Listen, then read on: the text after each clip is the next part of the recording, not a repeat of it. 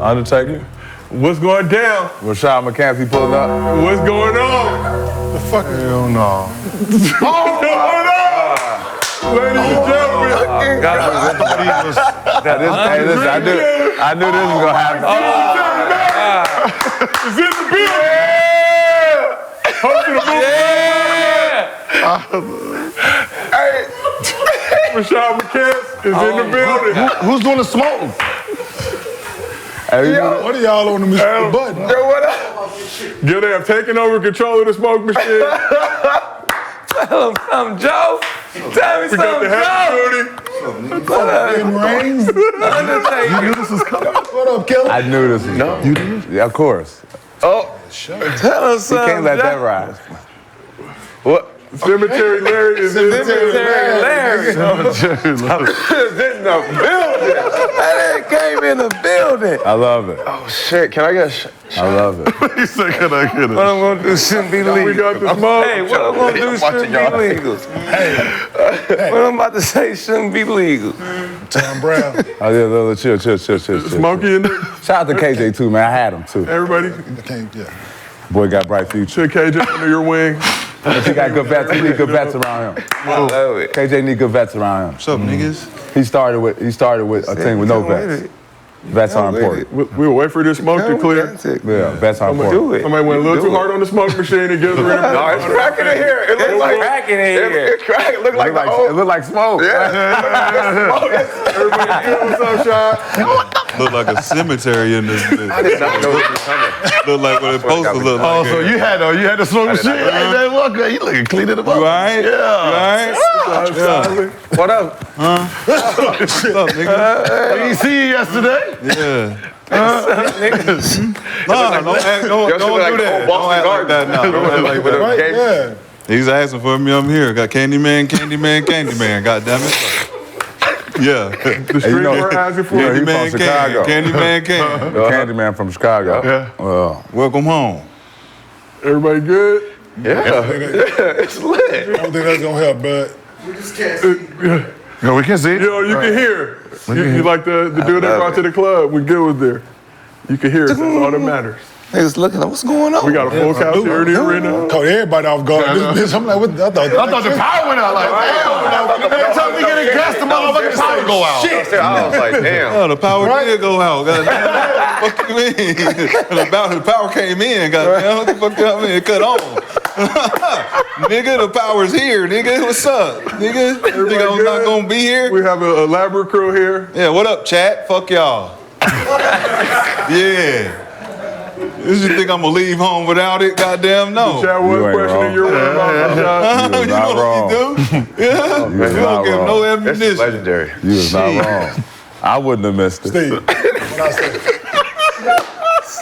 I would have never missed it. I love it. Nigga, you already know. I didn't know at all. Somebody really said no ammunition. Ain't what I said? Oh, you know, Steve set this whole shit up, so I had to come in here and combat the whole bullshit. You know what I'm saying? Okay, this what we on? We appreciate you pulling up for the premiere of the Move Around podcast. Fuck it, man. Oh, yeah, congratulations. Move Around Appreciate podcast. it, man. You know? See you out here doing your thing. It's your Everybody idea, good? Gil. You told me to do it, so I had to do it. Move Around podcast, baby. Congratulations. Katt Williams pulled up. Never wanted to bite his tongue. Williams had smoke for a plethora of other black comedians, including Kevin Hart, Ricky Smiley, Michael Blackson, Steve Harvey, and Cedric the Entertainer. Thing. Cedric told you when you asked him, did you steal Katt Williams' joke? Yeah. He said it don't line up. How it don't line up that I did it on TV in 2018? You came to see me at the Comedy Store do it in 2019 and then did it on the Kings of Comedy. Like, what doesn't line up? This is a televised joke that Mark Curry helped me punch up and get to the level that it was. The same Steve that went to go watch Mark Curry do his whole sitcom and then stole everything Mark Curry had. Now Steve got a sitcom where he the principal and he wear a suit and then he gets this high top fade, making all black men think he got the best lineup in the business. And it's a man unit. Then you ask him, why you not a movie star? I didn't want to be a movie star. This the same Negro that hated on Bernie with this same thing. I didn't want to be a movie star. No, you couldn't be a movie star. There are 30,000 new scripts in Hollywood every year. Not one of them asks for a country bumpkin black dude that can't talk good, baby, and look like Mr. Potato Head. There ain't none. Remember, when Cedric the Entertainer starts, he's supposed to be singing, dancing, and telling jokes. That's why he's called the Entertainer. Right. We found out he can't sing, can't dance, and doesn't write jokes. He did 4 comedy specials. They're so bad, Shannon, they're not available on Netflix or Tubi. Can I say that again for the audience? They're so bad that they're not available on Netflix or Tubi. You don't think Sam's a good comedian? The world doesn't think that. Sir, I have 12 comedy specials. He has 4 specials that are not available on Netflix or Tubi. That Tubi hurts. Yeah, that's like you. Tubi crazy straight. Like, he didn't even need the Netflix part. He should have just said Tubi. Yeah. Yeah, so he went for the top and the bottom. Naturally, Tubi and Netflix both capitalized on this moment with their social teams, but Katt also dropped what is sure to be one of the most memeable clips of all time.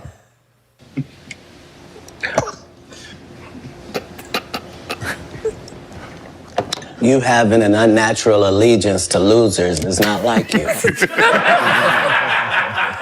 Yo, he is so funny. Like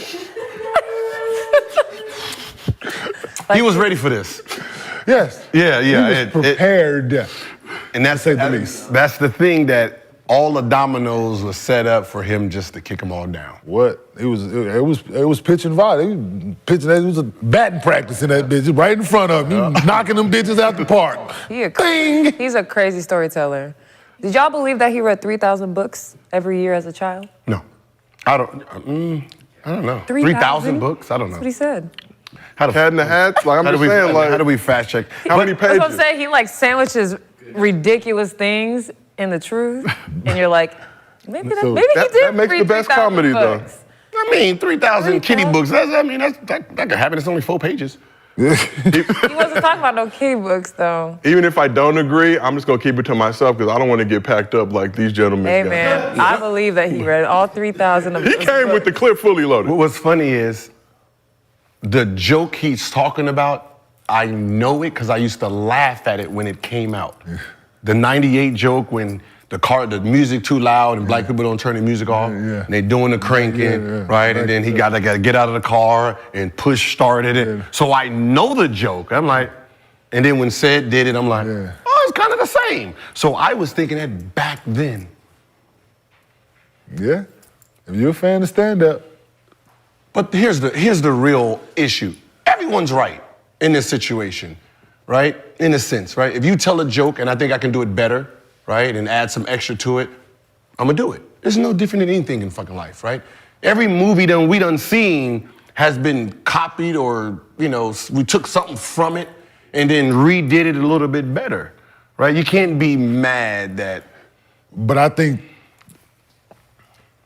the lie to say that you didn't is where. That's the problem. Yeah. That's the problem. Mm-hmm. So that's like sampling somebody's music and not asking them. Mm-hmm. Right? Giving them no credit. Yeah, you give them no credit for it. So I think that's where it comes in. Like, I originate this. I came up with this joke. Mm-hmm. Give me my credit, and we ain't got no issue. Mm-hmm. But the fact that you say that, nah, my joke, no, it was mine, actually. I did that. So I think that's where the problem lies for him. Like, if he would have came out and said that it was mine, then I don't think he would have attacked him the way he did. He was coming. He always comes, right? He's gonna. Oh, he's entertaining. Very, very entertaining. He was like sitting and waiting, because I guess didn't all those comedians have the same interview and they just sat up So there? they all pulled up to Club Shay Shay, and to Katt Williams' credit, I'm sure he watched every one of those. Absolutely. It was copious taken notes. yeah. Not true. Not true. Not true. Because he sat down and was 30,000 like, scripts. Well, even if they're telling the truth, they're not gonna come back for rebuttal. Can't. He came so hard that there's really nothing. They gotta do it on their own platform like Ricky Smiley did. Yeah. Like Ricky Smiley, but it's on his own platform. He can tell his side of it and like to further the story. He said, no, I couldn't have did what Katt did in playing Money Mike. So yeah, no, I was cool putting on the Santa costume, being in the movie. Like, so he was able to elaborate further on what he said after Katt went on there. So, but what about the Katt saying that? Oh, the whole dress thing, he put it in his arm. Yeah, he's talking about, man, I put it in my contract that if I'm to do a movie with him again, he got to put on the dress. But you know when you got that kind of power? Yeah. When Ricky Smiley said that he tried out for Money Mike and Money Mike says his thing, that could have happened, right? I'm going out for this part, right? They're like, okay, we like you, and then he come in and do a better job. Absolutely. And we're like, yeah, we're gonna take you for this job. This fits your personality. This fits his. For sure. Right? So we got another role for you. So that's what I'm saying. They all could be telling the truth. Absolutely. On it. Yeah. But who's doing it the funniest? Katt. Okay. Now, could nobody have played that part? No. Other than him. So Katt versus Kevin Hart, one-on-one battle. What, who's funnier? 59. I mean, they just got, not even funnier, they just got to go at each other. 10 rounds. Now, here's the problem. The only person that can top this interview will be if Kevin showed up. The reason it is because Kevin holds the trump card. And that trump card is when you was on top of the world, you was the diva that was turning down roles, doing this and doing that. How long somebody gonna do that before they move on? Absolutely. I took that role, right? You had you and your team, right? Red and all those guys. I watch everything. You have your group, right? You didn't put your group in a position to be successful. I'm putting my group in situations to be successful. Don't be mad at me because I'm doing it. Don't be mad at me because I'm taking the roles, and the roles I can't take, the first person, my friends. So, the Red Cup boys, some of his writers, they got their podcasts, right? And Katt Williams' group is not, and they're funny too. You know what I mean? So it's more of you getting mad at me because I did what you were supposed to do, right? You was thinking about yourself, I'm thinking about everybody else. That's the trump. That will be the trump card here. Yeah, it will. Yeah, but he got to be funny. He got to be funny with it though. True, and the thing I don't know is, if he can be funnier in that situation than yeah, Katt. it's unfortunate. Yeah, and then now that you put it that way, it's. Can't we all just get along? That's Yeah, what I'm saying. I but really putting don't. yourself, putting the pride of certain roles above getting everybody to the place where you are, right? Yeah, some roles you got to some think roles about your team. Yeah, and that's. But then but you know how that it's that. I ain't saying it's him, but a lot of situations where the loyalty thing is not always that. Like once I get on, then I'm gonna do all these, but I'm gonna only take these because it benefits me. Unfortunately, like that's what it has come across in this situation. But nah, man, he's funny as hell. Like, so if those guys and his crew have benefited to a certain degree, and it's probably like and like in that world, I'm assuming because it's just like our business. It's cutthroat. Like I'm an individual first. Yep. So I got to work on this.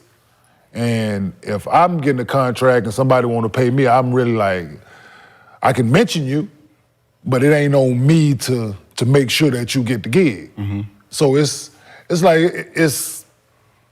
a delicate, touchy thing when it comes to that.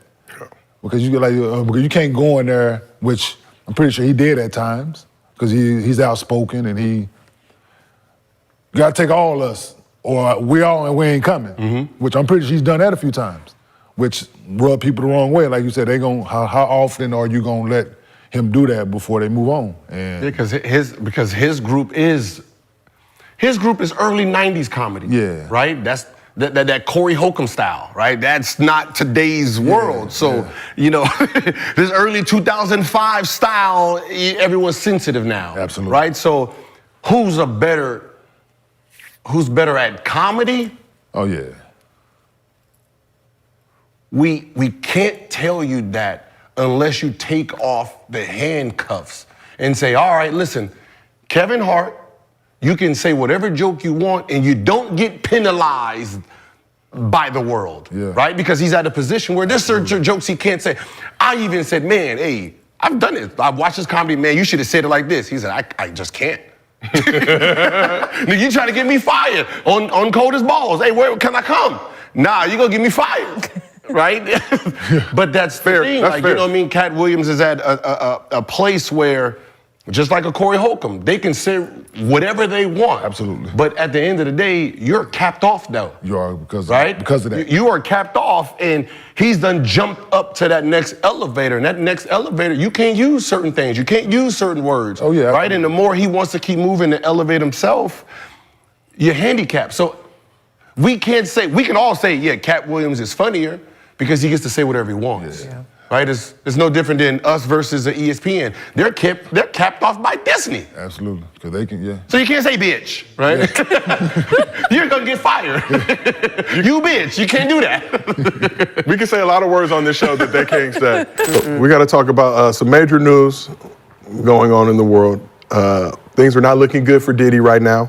The music and business mogul had his homes in Los Angeles and Miami raided by Homeland Security on Monday amid a federal sex trafficking investigation based out of New York. So this is some of the footage. Oh my God. They rode in there with the heaters. I believe his two sons were at the crib. Damn. They were escorted out. Now, do you see the ladder by the ladder on the tree? The ladder? They had a ladder at the beginning. So people in the house were detained. They were not arrested. That's important to point out. So there was some speculation about Diddy's whereabouts yesterday. Allegedly his plane, or one of his planes, was spotted in the Caribbean. He was supposed to be on it. That was not the case. TMZ dropped some footage of him in Miami. TMZ, man. TMZ be on it. I think somebody sent in this footage. You can see them here in Miami, at the Miami Opa-locka Executive Airport. So according to TMZ, Diddy and some other people got stopped by Homeland Security at the airport. He appeared to be aboard a private jet at the time. He was not arrested as the investigation continues. And in another weird little note, Diddy's home raids came on the 27th anniversary of Biggie's classic, Life After Death. Mm-hmm. So, we talked a little bit about it on the show yesterday, and we kind of found out right at the end. Now we've gotten a little bit more information. Gil, what's your thoughts on this whole situation? You've had some things to say over the past few weeks. No, I mean, I knew he didn't flee, because when Homeland is after your ass, trust me, they know exactly where your ass is at all times, right? So they have trackers on your fucking cars at that point. They have your signal, so there was no way when people's like, yeah, he's out of the country. I'm like, fuck no. And if he is out of the country, they know exactly where he is all time. So them accounts is damn near shut off. So it's over. There's nowhere to run now. That man is guilty. Whatever they said he did. What's so funny is it don't matter what he did. At this point, they're gonna find something. They're gonna find whatever they want to find to get him to tell on somebody. Oh, he's snitching, boy. Well, yeah, this is kind of similar to what happened with Eeny, meeny, miny, mo. With the Epstein stuff. Like, just a can of worms was just open. So I'm not interested, because this whole thing is horrible. But like, just the other names that are about to probably come out with all this is gonna be insane. There's a lot of speculation. It's hard to piece together what's actual legit information, what's conjecture, what's being made up online in the wake of this. But Kenyon, you surprised at all at this situation? What are your thoughts on it? I don't know if y'all heard me say this, but I'm not surprised by shit, bro. To be honest with you. Like, anything that eventually comes out or somebody says and they start doing homework and there's some facts behind it. Don't wish no harm upon nobody. It's unfortunate, but don't shit surprise me, man. History has told you that it's people doing wild shit, man. People into all kind of stuff. So when things come, I'm just not shocked. Yeah. Right? I'm like, oh damn. But then you start getting details, you're like, oh, damn, right? It's just like, that's my reaction to it, like, damn. I mean, people said that Cassie thing was like the tip of the iceberg. Yeah, it was. No, that started way before that. It was when he was ranting about his drink. The Ciroc and the Ciroc. He was like, oh, they're racist and he's about to sue. Oh, that's what we doing over here? I bet. And then from there, that's when the spiral started. Because we should have known something when he started giving back niggas masters for no reason. Hey, here's your masters. Here you go. Here's your masters. Like, wait a minute.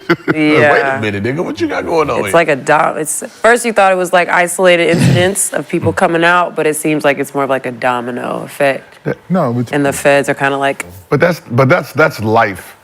When you on top of something, and someone throws a stone and someone sees a crack, everyone else comes. So Cassie opened it up for everybody else. Yeah. Because she was real close to him. Yeah. So they were like, shit, if she did it. Yeah, so once she put out that big statement and then he settled, everybody's like, oh shit, he's not gonna blackball me?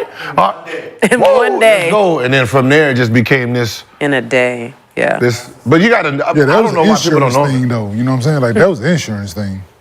Like, insurance, like, what they got, what's gonna happen now? Oh, no, we're gonna, hey, how much she asked for? Okay, let's, Give it to her. Absolutely, because it was end up costing them more if it would have went to trial or anything like that.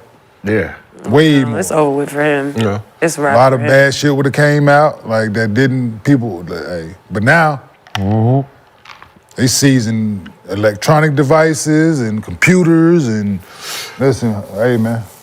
Once they get back to the office, they hook that motherfucker up to their computer, AJ. There's gonna be some blackmail, whoever he was blackmailing at the time, all that shit about to come out. Yo, but you know, like, you hear shit all the time. You've heard shit over the years, but it's always been not took as serious, right?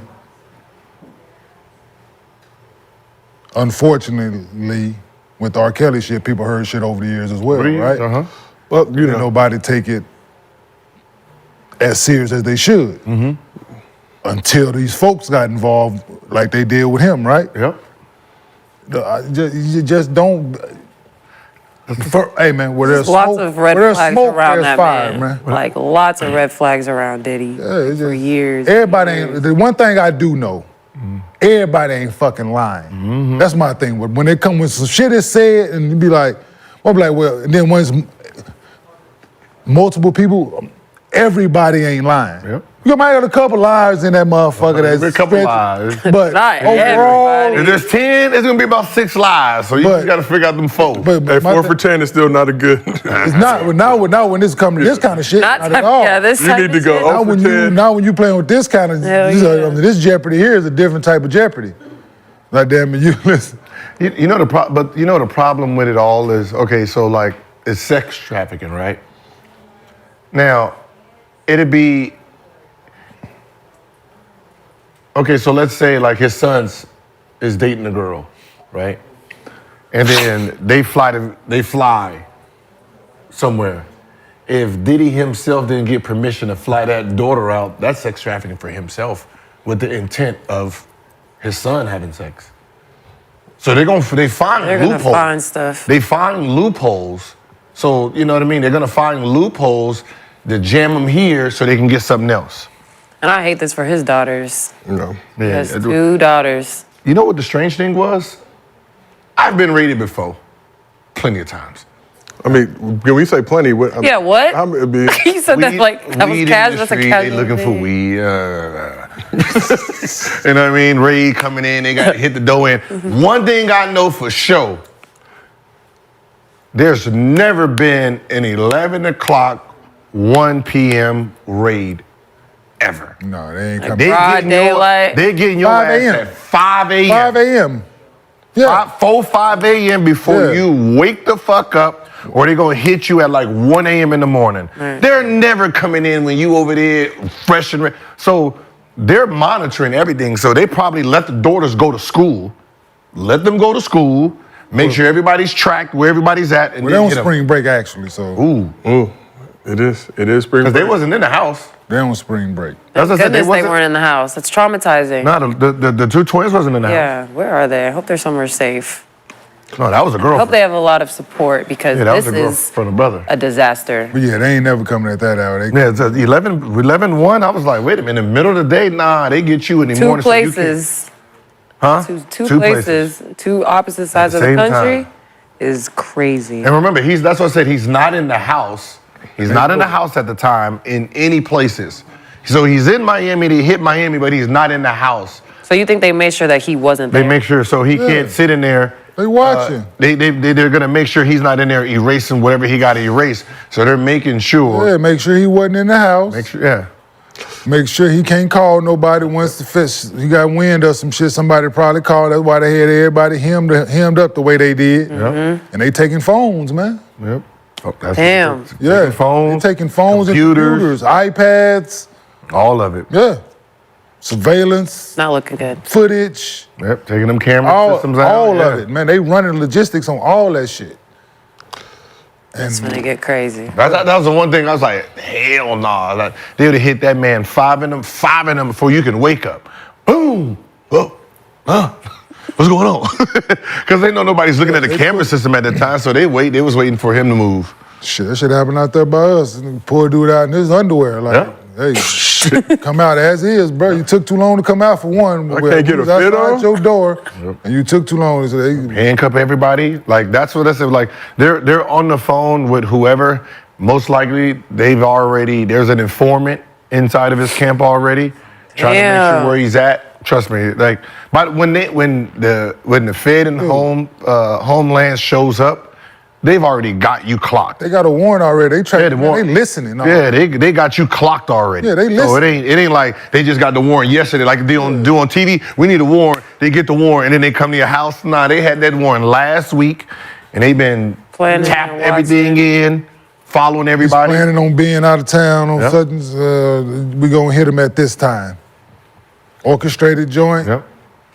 Informants, hey, make sure he's out of town. That's why they just caught one of his drug mules at the airport. Man, all that Allegedly at this time. It's not alleged because it has had drugs on him. Those were alleged drugs, Gil. Alleged drugs. They hit his ass at the same time. All of them got bop, bop, bop, bop. Let's go. We just say allegedly to avoid any legal issues. Right. You can put allegedly, just like you can say pause, you can say allegedly to anything. No, basically that's how mean, you I do it. said allegedly. Yeah, you say definitely works better in your favor than Paul. Allegedly, Pause, Your Honor. Pause, Your allegedly, Honor. I heard, I think. Any of those usually get you out of suit. People say. Say, You're doing too much. no, I heard. Yeah.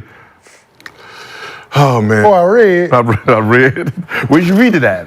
It was online. Yeah. It was online. And I was on away. this bus, and it was a book. Put him away. It was a pamphlet. Wild times going on Literally. in the universe. Why he was at the airport with some drugs?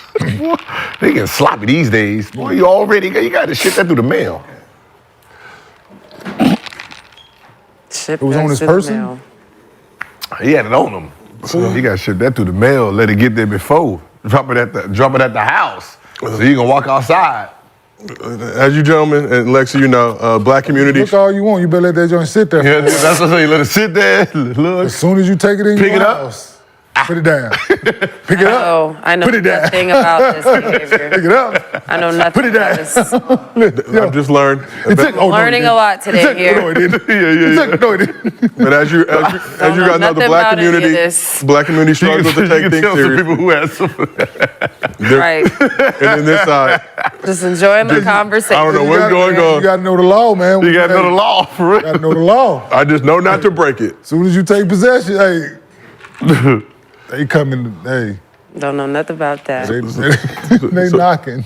So as y'all know, the black community struggle to take anything serious, especially Ever. moments like this. Ever. The diddler was trending. The diddler, no Honey, Diddy was trending. Can we please? We The joke about everything. but the diddler, whoever came up with that, Oh Oh my no, the internet God. undefeated. they called him the diddler. You give them You can't be ammunition. black people, dog. You know, you give them ammunition, they're gonna use No matter what. So to. Hey, did you see the one where someone said, is it Kaisha? What's the girl? Carisha? Carisha. There was a word Carisha. She was like, I'm right here. Motherfucker said, look outside.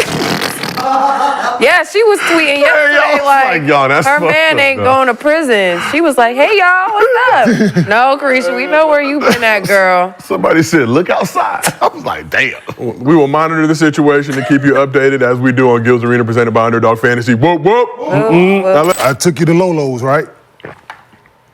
I don't eat soul food shit like that. But you went What to did I Lolo's, order? though. What did I order? But what did you order? What did you end up eating, nigga? What did I order?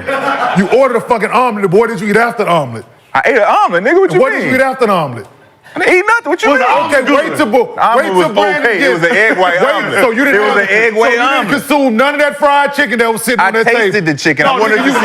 nigga. Listen, No. I didn't sit there and You eat a said that- whole plate of chicken. I said I want to see what this chicken tastes like. And you ate a whole breast. No. Yes, you I had did. a nigga. leg. Wait till Brandon get here. It was okay. Wait till Brandon get It was here. No, okay. no. It was okay. Wait till B. Hey, if B Jennings, It if was you watching the okay. show, chime in or hit us in the group Regardless, chat. it wasn't no grade A. It wasn't no grade A. It wasn't no grade A. It wasn't no grade A. I give it a C plus. And did you We get know you one was now. And what did you get the next day we went?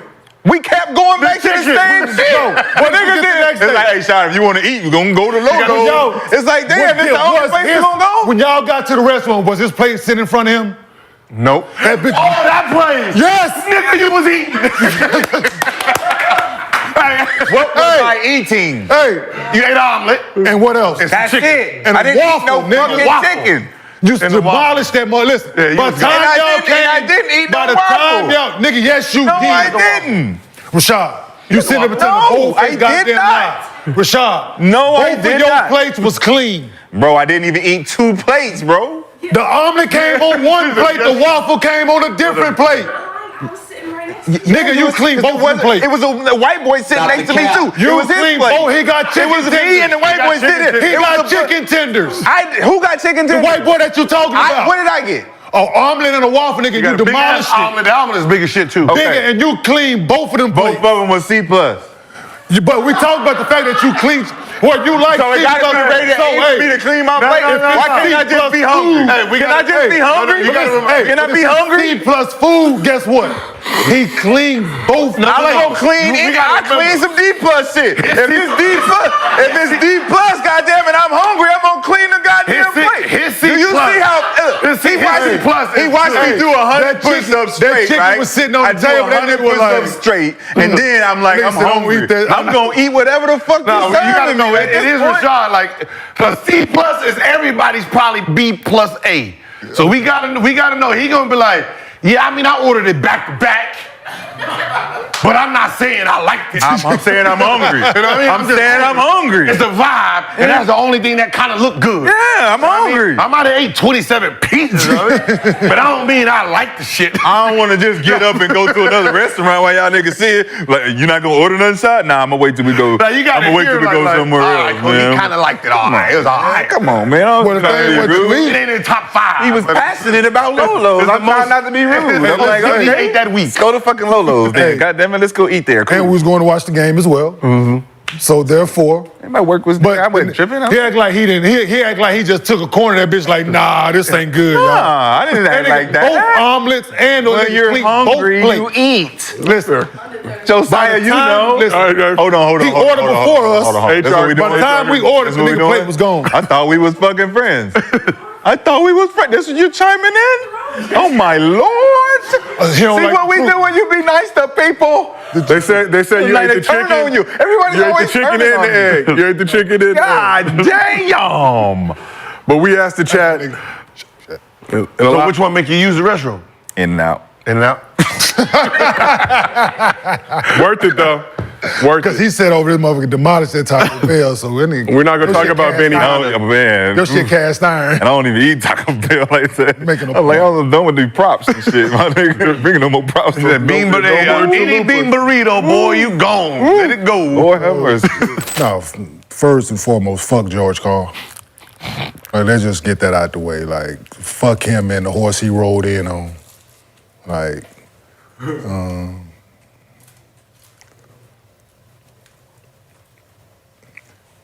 if he's not writing this, then somebody is, and whoever's writing it need to fucking chill. like talking about somebody bringing up old shit. Like you the only like motherfucker that wrote a book. Like all this started, didn't nobody have nothing to say about dude till you wrote the book. Like we was living our lives, man. Like when I found out about the bullshit book, I was at the gas pump getting ready to take my daughter to Disney for her birthday. I was called at first thing in the morning about this shit. So bringing up old shit, like no, bruh. And so yeah, me and Melo was there the whole time. Like we was there when George got the job, right? We started the year, we had Jeff Bisdelic, that didn't go well. He was there the year before. They hired Michael Cooper. We didn't do well under Coop. Bring George in. Yeah, he had a reputation of, winning and just a few other stops he had been. But also, you also heard like just the rumblings around about who he is and how his players and him interact or lack thereof. So you hear that stuff, but how can a guy that was in the third pick in the draft that should have won Rookie of the Year, that led his team to the playoffs as a rookie, you come in his second year, how is that guy overrated when you get there? Yeah, that's these are facts, bro. That's what I'm I was. This is real time, dog. I was there, so you ain't got to look that shit up, Gil. I was there. Okay. Right? Just looking like no, I was there, right?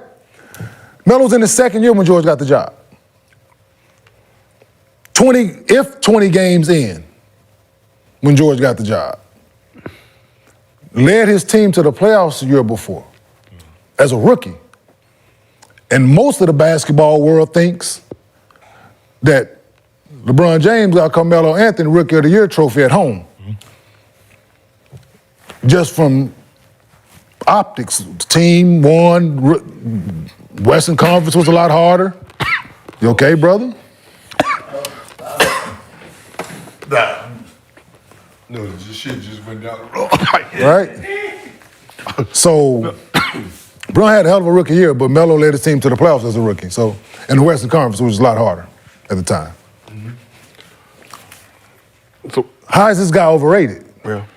And how you comparing guys? So coming in, right? And this is, he did it there, he did it to Boogie, he did you got your mind made up about guys before you step in the building.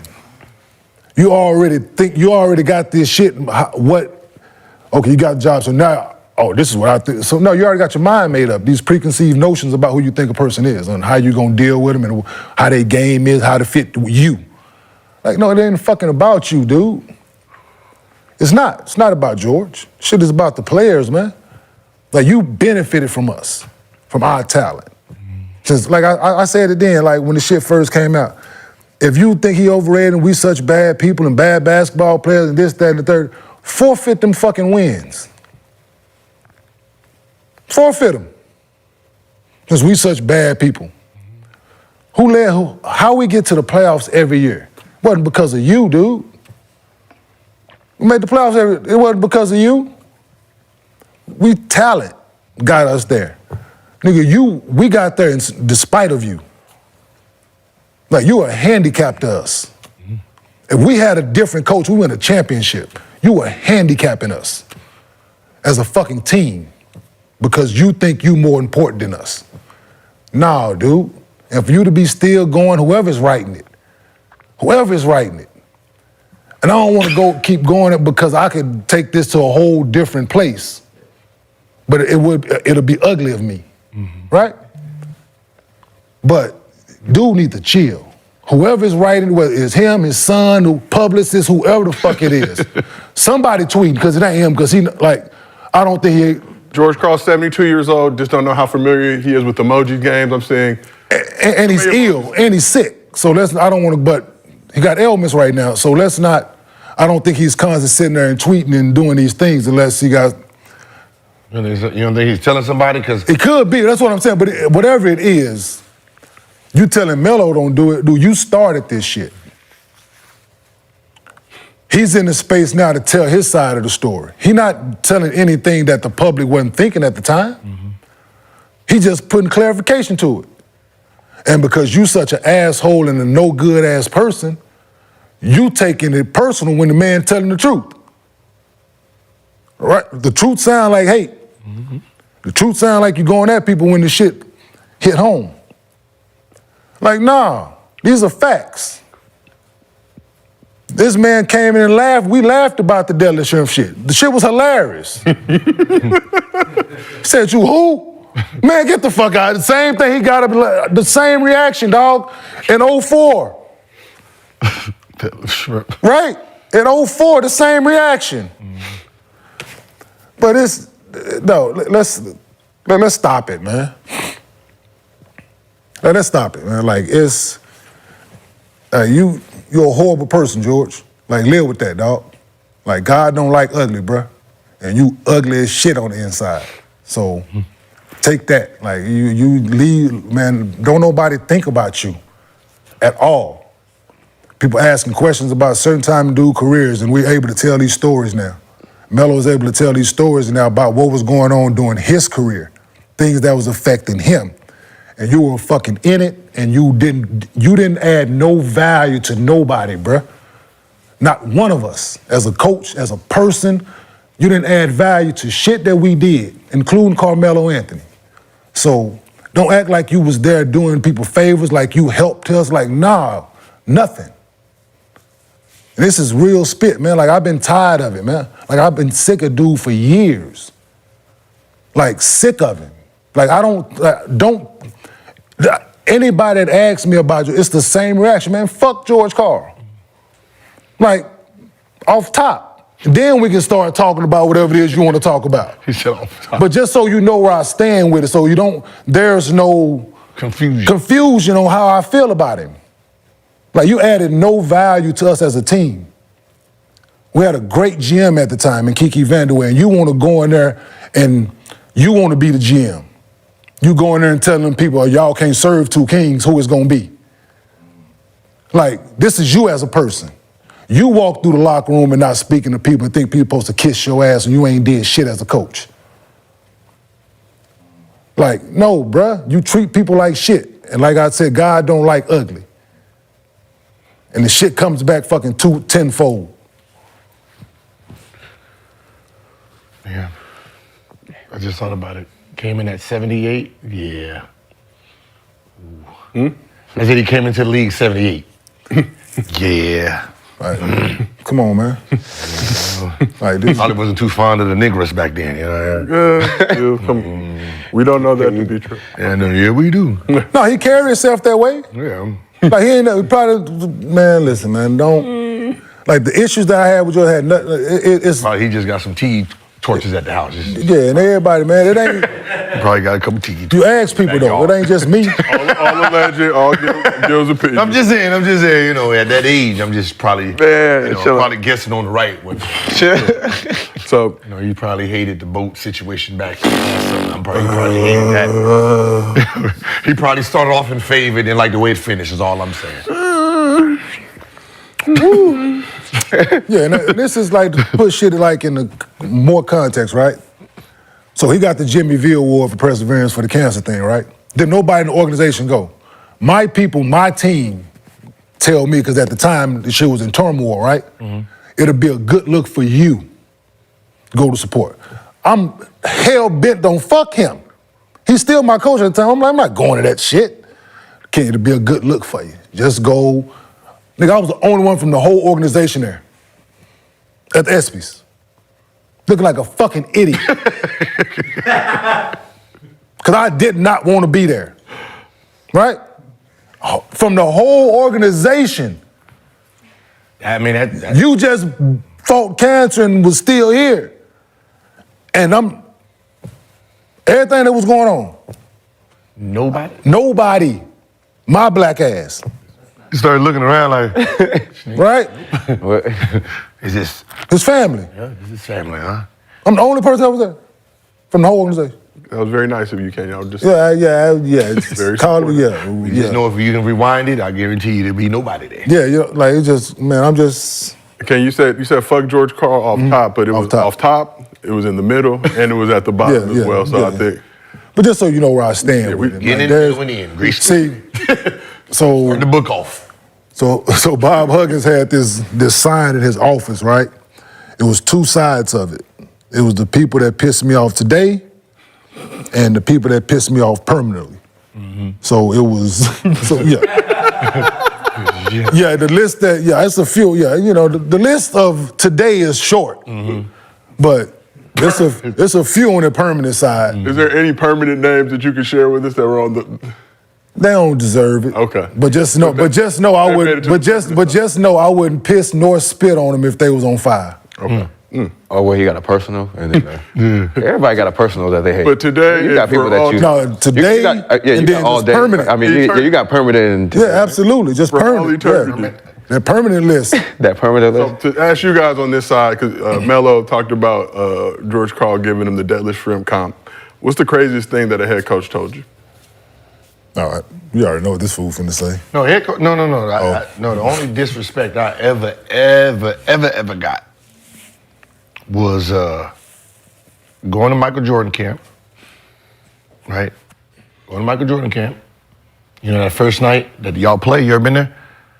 No, I never. Santa Barbara, right? Santa Barbara. Now, listen to my team, though, right? So, at the time, I didn't know they wasn't scores, but I realized once we started playing who everybody was, right? Michael Jordan, right? So, usually he picks his team so he can score all the shots, right? So, Michael Jordan, we had Darius Miles, Quinn Richardson, Sean Lampley, Scalabrini, right? Had me on it. I'm averaging 30-something in high school, right? Went out that motherfucker. I was doing exactly what Jordan was doing, not passing them the ball, right? Y'all, this atmosphere out here. Had about 40 that night, right? Jordan came to me and was like, man, you remind me of one of my Bulls players. Like, oh, shit. Right? I'm thinking, like you, myself. Right? So I'm thinking, he gonna be like, yeah, you remind me of myself, right? Because, worst case scenario, pimping. This man said Randy Brown. And I'm like, Randy Brown? Number one? And he didn't even shoot the ball. I'm trying to wait, is there another Randy Brown that the man is speaking of? Right? Because Randy Brown just came out with energy, played defense, picked people up, like one of those type of dudes, right? Hustle dude. Yeah, I remind you of Randy Brown. Man, I felt so motherfucking like Randy. Oh, I bet. Gil, do you remember what year this was? Oh.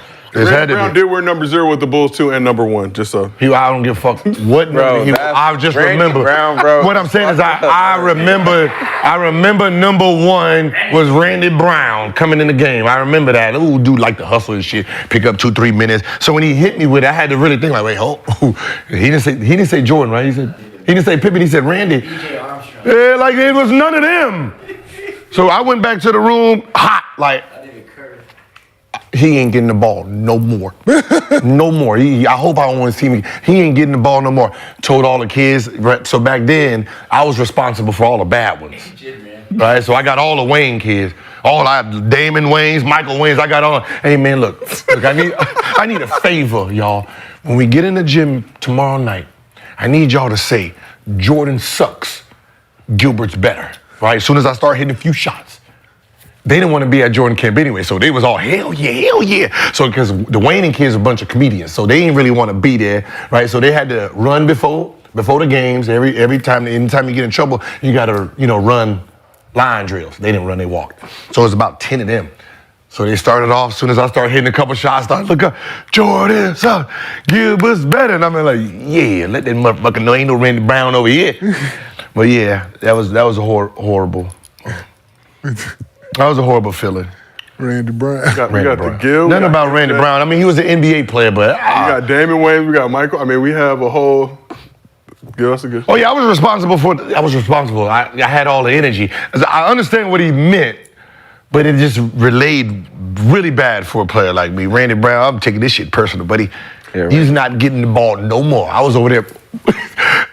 hitting MJ with the move on to You were waving? Everybody sitting there laughing like, yo, who is this dude? I got this. Ask anybody who's at Jordan camp, like, this motherfucker waving Jordan on. Oh, watch out. I got your Randy Brown. I got your Randy Brown. Waving Jordan off period is crazy. Yeah, like, yeah. Waving him off at his camp is even more absurd. Yeah, it's like this. If anybody went to the camp, it ain't gonna be no cap to the story. Over there waving, call me Randy Brown. Like, what are he gonna do, sub me out? There's only 6 of us. Right, because that's how Jordan, like, think about the camp. So, like, all the players there, so there's about 20-something players. Jordan's this is 99, 2000. So there's only really like, there's only 6 of us. The people I named, there's only 6 of us. So it's not like he can just sit me on the bench and keep me out. Sub. One of y'all tired. Sub. So, watch out. Mother, got your Randy Brown. That's all I was thinking. I got your Randy Brown. Randy Brown. Randy Brown. Oh, shit, I got your Randy Brown. Nah, he heard it before. It ain't no disrespect to Randy Brown. No. I thought I was just hoping he was gonna say, you remind me of myself, young fella. I had 40 that night. You remind me of myself, young fella. I remind you of a nigga who averaged 2? I thought you were finna say the most disrespectful thing the coach ever asked you to do was pass it. That's shit, same thing, shit. That's close. That's up there. Have you ever had to get in a coach's shit like that during the game? Halftime, yeah. Mine in public, I tried to beat George. I was gonna beat George up in Denver.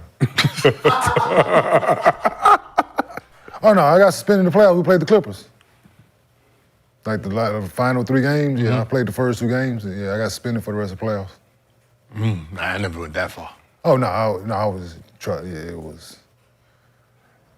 And Is that the only coach? Yeah. Okay, then that says a lot. Yeah, like I can honestly say, if Latrell Sprewell never had choked PJ Carlissimo, and I knew the result, and I knew like my track record and all that, I would have beat George up, dog. I'm dead ass serious. I knew in the back of my mind my career was over. Oh, so he was right. He's one of those. Like my career was over had I did like I got in it like so in halftime of old Stapleton with crypto where the coaches meet at in the hallway, then they come. Yeah. So we all went in the locker room. I waited till they was in their meeting in the hallway, and I went right in between them, and the assistant coaches backed up. Nigga, they didn't grab me, didn't touch me, they moved back. And I was right in his face, you motherfucker, I kick your goddamn ass, you fat mother. I was listening, dog. I said, you lucky. I was crying, dog. I wanted it, man. So you lucky. Like I told you fucking lucky, dog. I went back in the locker room, nigga, and told them niggas on the team, all you motherfuckers selfish, y'all ain't gonna win shit, and any of you niggas feel away, say something.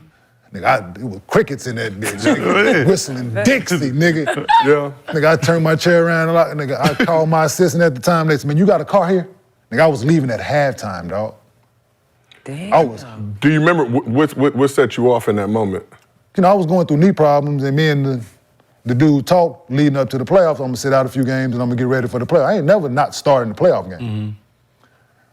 Go to you, well, I'm gonna start Francisco. In the playoffs? Okay, I want to reward him for playing well down the stretch. I don't give a fuck how well he played. Game 1, we lose. I don't know how many minutes I played. I played decent minutes, game 1, whatever. Game 2, I go to him. Hey, man, like I'm ready to, we lost game 1, you started this, let's get back to it. I'm gonna start Francisco again. Now you fucking with me. Game start. Put me in with like 4 minutes to go in the first. Took me out with like 9 to go in the second. 7 game minutes. So I'm thinking I'm going back in. Time, and he called Buck, Greg Buckner, to go get Eddie Nara. Eddie a 4. So now my mind going. I sit up on the edge of the seat like you look down and, I always sit in the last chair. Yeah. So you see me, So now I'm steaming now. Like if you could have had that illustration, like the old cartoon, beet red face, steam coming out your ears and your nose, that would have been me in that moment. Damn. It's winding down, 5, 4, 3, I'm up to the locker room. I'm the first in the locker room. I wait till I go right out there. Listen, Jack. Oh, no, I cussed George out. Listen, dude. Man, we came in the locker room one day, we played we played Cleveland. Danielle Marshall had a tip to win the game, but he missed. I had 17 Marcus Camby didn't play that game. No, he leading top 2, 3 rebounders in the league at the time, but he didn't play. I had 17 rebounds that night. Like huge double-double. He come in the motherfucking game talking about in the locker room after we ain't men, we don't rebound the ball, we ain't tough, this, that, and the third. Man, who the you think you talking to, man? Right? So we go to practice next day, he come try to talk to me, man. I ain't got nothing to say to you. Get the fuck out of my face, dog. GM in there, I'm over there, I stand up, I go talk to Kiki, he come over there, try to talk to me again. I said, didn't you hear what the fuck I just told you, dog? Go talk to Marcus, he the only one fucking rebound. Cause after he said the shit, we ain't men, we ain't tough, we don't rebound, he looked at MC and said, when you coming back, big fella? Ooh. Oh, shit. Disrespectful. And I said, Eddie, you should be pissed too, cause Eddie had like 11. You should be pissed too. Like, dude, I would, man, listen, I would. Yeah. No. So when they suspended me in the playoffs, nigga, I went in the locker room, nigga, I took my name tag down, I cleaned my locker out. Wow. Thought I was trying to get out of that. So I walked in right after the exit meeting, right? Everybody in the team exit meeting. Didn't nobody tell me the time. I was just going to the gym to clean my shit out. I walk in, nigga, and everybody like, oh, shit. Like they was waiting on me. I didn't say nothing to nobody. When that nigga took my shit down, nigga, put all that shit in that black trash bag, nigga, took me throw all this shit away. Nigga, I took my personal stuff, my pictures of my kids. Out of there. And had to go back. The next year. Had to put it right back. Yeah. Like you said, I had to go back. Yeah, but me and him had to sit down. Now they wanted us to sit down and have a powwow right before the season. So I told him straight up, dude, hey, you coach your team, you don't say shit to me. I'm gonna do my job. Nigga, you don't. And I went back. Lex, you ever had a situation? Hell no. Okay, like Nothing. Yeah. Me and my coaches, sometimes we would get into it in practice or something stupid, but. I did a lot of that shit in my head, you know, Yeah, what I would have nothing done. crazy, though. But Oh, me and Hugs was on ESPN. We playing Xavier my senior year. We in college. Me and Hugs like this, and he on ESPN. He yelling at me for not going to get the ball because we got 3 freshmen that he playing, and they can't get the ball up the floor. So he yelling at me to go get the ball. You need to go get it. I said, man, I didn't recruit these motherfuckers that can't dribble. Man, shut up and put me back in the game, man. He walked off and looked back and said, go. Listen, dog, like, we ain't doing this today, man. Not in this game. Yeah, not against this team. We playing Xavier too? Oh, no. That game is intense. So he like yelling at, I'm like, you recruited them, not me. Not me. Exactly. Oh, man, he got lifeguard shorts on. What the hell? He got lifeguard shorts on, Gil. He got lifeguard shorts on. And he got goggles. Wait, what's going on? We doing This nigga's not playing. We doing the He work at the Y. I can beat them two. You can beat him. He got lifeguard shorts. Oh, God. I said lifeguard. He saved lives. He don't swim. That's the You wanna nigga beat that's going on vacation. Hey, When we go, come here real quick. Well, come here. Hold on. Come back down, man. Who's the lifeguard? You the lifeguard? A real That's the one? lifeguard. Relax. He used to be. Oh, this Yeah. He think he has to about that. Forgot about that one. Huh? Forgot about that one. No. Yeah, I'm sure. Hey, man, look, you already won some money, man. Yeah, you won 400 earlier. Let me go ahead and race him. Okay. Gil, what you ain't even dressed. Yeah. You swimming in this? I don't need no soup. Come on, man. You gonna be the lifeguard? All right. So wait, what's the bet? Huh? Are we doing a bet or y'all just swimming? Oh, I win. Man. 2K. Like dollars? Yeah. 2K. Cool, I'm rich. This your man's? Yeah, that's my man's. All right, if I win, 2 people got to jump off the roof. The best part about it is y'all already signed a waiver, so if you die, ain't on me. Okay. What 2 people though? Yeah, bet me. Yeah, what 2 people? Shorts out the car. Hey, where Nick at? I make his ass jump off the roof. Yeah, Nick got to jump. I ain't. Lexi! Hey, Nick, You where wanna Nick jump at? off the roof, Lexi? She ain't jumping off no roof. Yeah, jump off the roof into the pool. No, you don't. She black. She don't know how to swim. We'll do you and Nick. Me? Wait, me? Yeah. Nick is cool. Why me? I already got on ones again. I fucked up your last ones. I want to fuck those up too. I got you, though. I got you. No, I'm going to swim. I got to swim again. You got a lifeguard. I got you. I got you. The nigga got goggles on, y'all. He found a little nigga with goggles. Hey, hold on. What's going on? I got you. I got you. Wait, you gonna go swimming for real? I got you. Nigga, that look high as hell, bro. What are we talking about? I'm not jumping off that, bro. I got you. Gil, do I get a bonus for jumping off that or something? What's? That's your man. Don't miss. See, this is when you try to bring a ringer in the house. What happens? Oh, You better win. I'm not trying to jump off that. I ain't trying to jump on that. I got you. Hey, you got goggles and a lifeguard shorts on, nigga. You better win, bro. Hey, Taiwan. All right, y'all. Hey, so where we going? We going to the just right there? I thought we going there and back. Can you swim no more? Go there and back.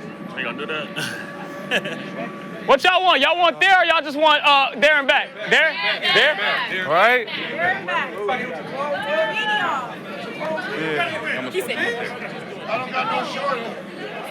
Hey, I don't care if Nick jumps. Just I ain't trying to You're jump. right, because I don't want to That's mess up kind my of crazy. ram shit. That's Y'all kind see of what they crazy. did? Yeah. Depends on if he win though. He gotta win. Hold on, Gil. You think he gonna win? I don't think he gonna win. No, you gotta jump.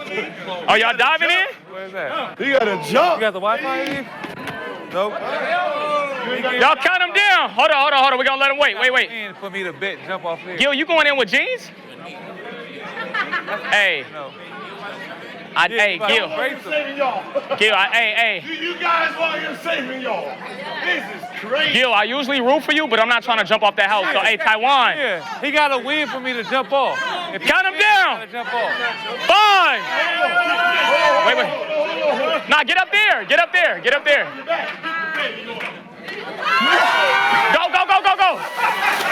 Come on. Catch him. Please catch him. That nigga kind of fast, low key. Go back. Come on, Taiwan.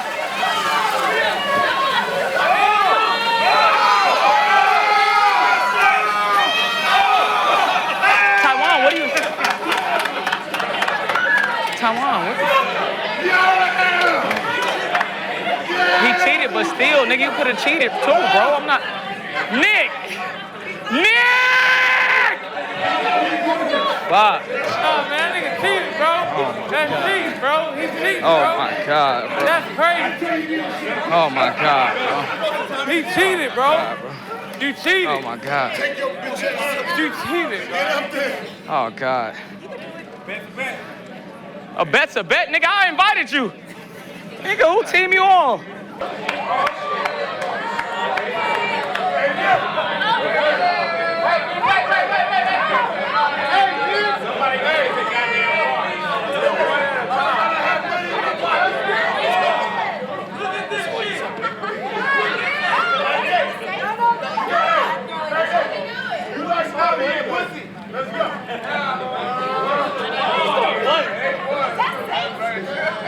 Why you got your socks on?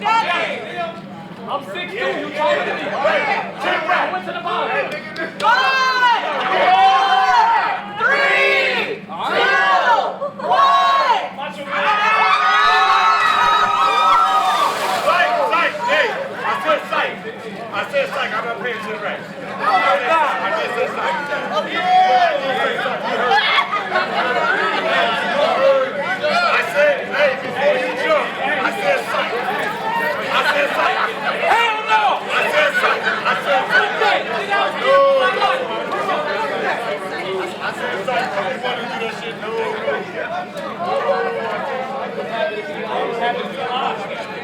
looked like it was 6 feet. I'm just happy to be alive. I ain't gonna lie. Hey, Nick! The floor is yours. What's your response to Mr. Smith? I accept your apology. Clear as day. You know? I didn't need Shaq to go do that, but I appreciate my brother Shaq stepping, because I guess it was only 2 people that it struck a chord with. Out of all the 5,000 players that ever watched Kobe Bryant play, me and Shaq felt some type of way. And that's unfortunate, but I know a lot of people can't say what they really feel when it come down to a Kobe Bryant, because he's not here no more. And he didn't really fuck with a lot of people. So a lot of people not gonna come to his defense, but that's my brother in blood. Like, that's my man's. So it is kind of personal for me and the family and his children, and to hear anything negative come out of anybody's mouth when referring to him when he's passed, it should be nothing but positivity, because he has people coming after him. So it's like, if that wasn't the case and Kobe was still here, it's fair game. It's fair game, because Kobe can defend himself. But if I gotta step up and be the guy no one likes, the guy everybody thinks is this and that, he shouldn't be talking, well, here I am talking about Kobe, protecting his name and his legacy. Because at the end of the day, you only want positive things to be said about you and your legacy when you're done with the game, when you're done with life. And that's all I was saying. It's like, oh, well, Kobe, he had Shaq for 3 years, and we talking about skill. We're talking about teammates. We talking about when you watch the game of basketball, you watch them Kobe Bryant highlights, man, it ain't no way you don't put him beside Michael Jordan. So here's what I'll do, for the sake of conversation. Let's start the criteria here. Mike, Kobe will now be out of the conversation. We'll start it with LeBron. We don't even need to mention these 2 no more. They are that good when it comes to the blueprint of the game. Without stats and all that other shit, they out. Now, let's start with stats. You start with LeBron, everybody else can fall in fucking line. LeBron is the GOAT. But that's because we're not mentioning these other 2 niggas no more. They're not even in the conversation. Player 99, player 98. Cool. Now y'all can have y'all, whoever he paying to say he the best, whatever the case may be. You like him, you like him. He the most biggest IQ guy, all that shit, cool. You won't hear nothing else come from me, because I'm taking these 2 guys out of the conversation. They ain't in it no more, for me. I don't know about anybody else, because there's a long list of NBA players that say what I say and agree and feel the way I agree, because we played. We watched it.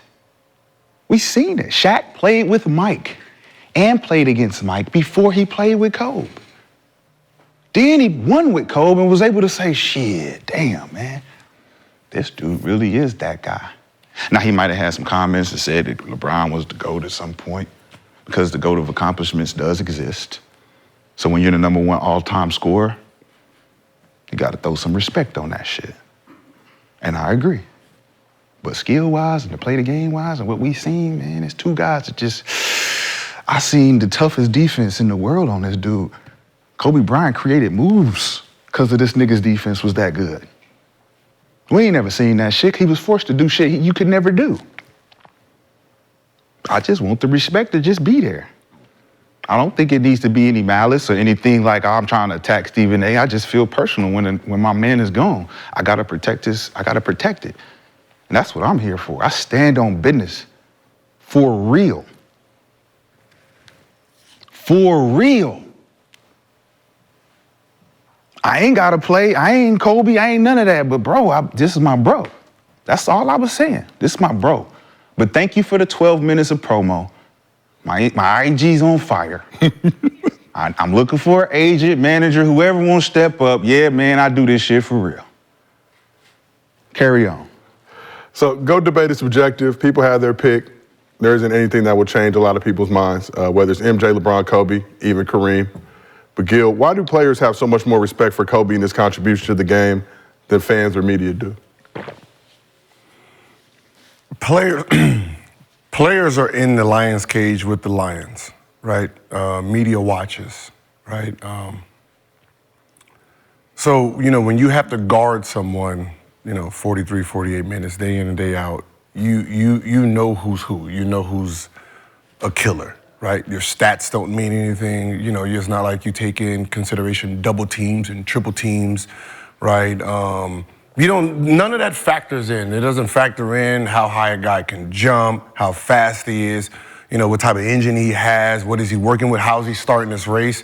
Media don't factor any of that in because if they haven't played, they wouldn't know, you know, that this guy has you know, if we're running a 100-yard race, he already at the 60-yard line when we start because, you know, he got this engine. So for this guy to even get close, for this guy to even lose by 10 yards, in a sense, that is the win for us because the one guy had a 60-yard head start, right? So that's what we see as players, right? That's why when you hear players talk about other players, that's what's respected. Not with the media. We really don't care because y'all are just looking at stats. Y'all don't have no feel for it. Y'all don't understand it. Y'all have never sat in front of that guy and see how hard it is to guard. But the question is this. When does reality kick in when we're having debates, right? Before Michael Jordan, there was someone on top. Right? Whoever that was, they got pushed the fuck out. If Kobe's number 2, before he was number 2, who was number 2? Right? They had to get put in. He had to move somebody out.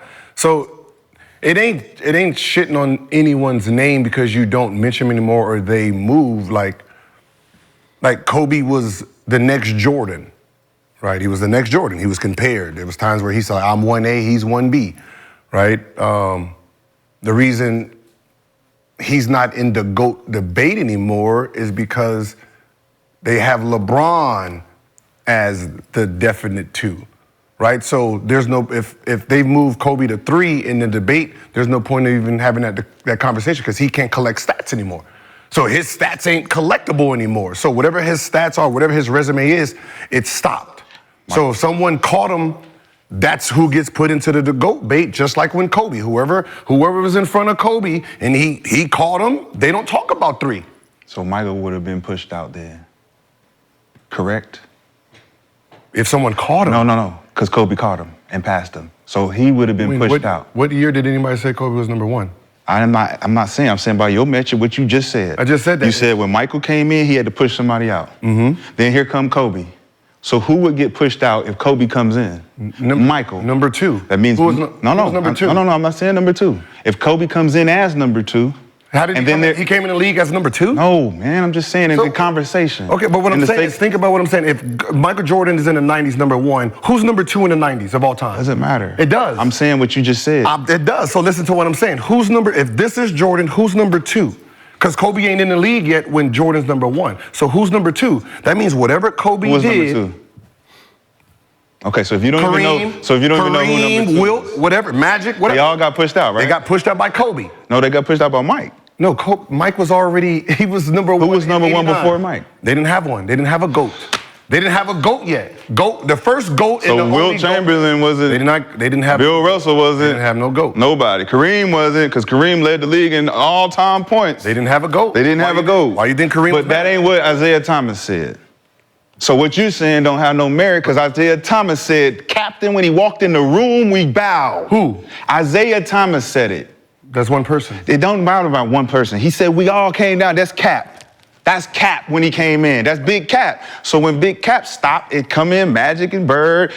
They didn't get the same kind of bravado, but then Mike comes in. Mike gets the bravado. Okay. Here comes Kobe. Now So you Cap just is said second. So that if Jordan's in front, Cap is second. But you said right? the collectible stats, because LeBron is still collecting stats. Mike's not collecting stats no more. So how is it that you say, okay, because Kobe's not collecting stats no more, we can push him out because here's LeBron, but Mike ain't been collecting stats since fucking 2002. And who passed him? Kobe Bryant passed him. When? What do you mean when? When he passed it, Michael Jordan in the scoring list. Do you follow basketball? Yeah, so the scoring Okay. list. So what are you talking about? He passed him. In the scoring list, that didn't put him in front of Michael Jordan of all time. Oh my gosh. So how does it? Michael Jordan. So how does LeBron James get in front of Kobe Bryant all the time? Because his metrics said he was a better player so far. Excuse me? His You're talking career. stats? How long? You just said we're not talking stats. You just said we're not talking stats. How long was LeBron the number 2? Here we go. 2015, 14? Right? They done had him in there, 2014, 15 as the second best? Right? Never. Right now it's 50-50 on who's number 1. Never. That's the problem. No, it's right not. now, when you hit LeBron James, who is the number 1 player ever? It's a 50-50 thing. Let me just smoke this 60-40, so Gil. that means whoever's third, there's no point of... The only way James can be mentioned in this conversation is with stats. Period. So, if you don't bring LeBron James stats into play, no NBA player is considering him and his body of work, his skill set, and any close to Michael Jordan or Kobe Bryant, because the skill sets are different. Now, you talk about stats, that's when you gotta bring LeBron in because of the stats. But players don't do that. Skill set? What do you mean skill set? How he looked playing the game? Yeah. How he looked? No, nigga, footwork. The shit you said in the interview. Do I need to post what you said? Do you want me to play what you said in the interview about Kobe Bryant being better than LeBron James? You said it. Michael Jordan was sexy what he did. Kobe followed suit. LeBron James is like a Hummer. He don't have the sexiest game, right? So if you're going off of how fine the girl looks, then yes, Kobe is the second finest to Michael Jordan. But is that all you're going off of? How sexy it looked when he played? So Kenyon, that's what I'm asking. Like, like, is that what you consider Michael Jordan? Whatever you consider Michael Jordan to be, Kobe's in the same breath. So he was. Then how can he be skipped by anybody else? He was. If they're breathing the same air. He was. Kenyon, I want to get your thoughts on this subject. Oh, do you? I know I've seen you over here. Listen, hey, I'm enjoying the conversation just like everybody in the chat. But like Rashad said, you got the opportunity to guard Kobe. So do you feel like his name belongs in that GOAT combo? It does, but it's one single solitary thing because the question that you asked was why do the players look at Kobe different than the media? Yeah. Right? Media and fans. Media and fans. When it comes to certain things and certain players, people have memory like an elephant, right? With no controversy on Kobe's book, he'll still be in the conversation. People try to use that when they're having a debate, unfortunately. Yes. Right? If we call it spade. Not us, not players, media and fans is what I'm saying. So the question that he asked was, so I'm just answering the question that you asked. And they can continue their fucking debate. I'm enjoying it.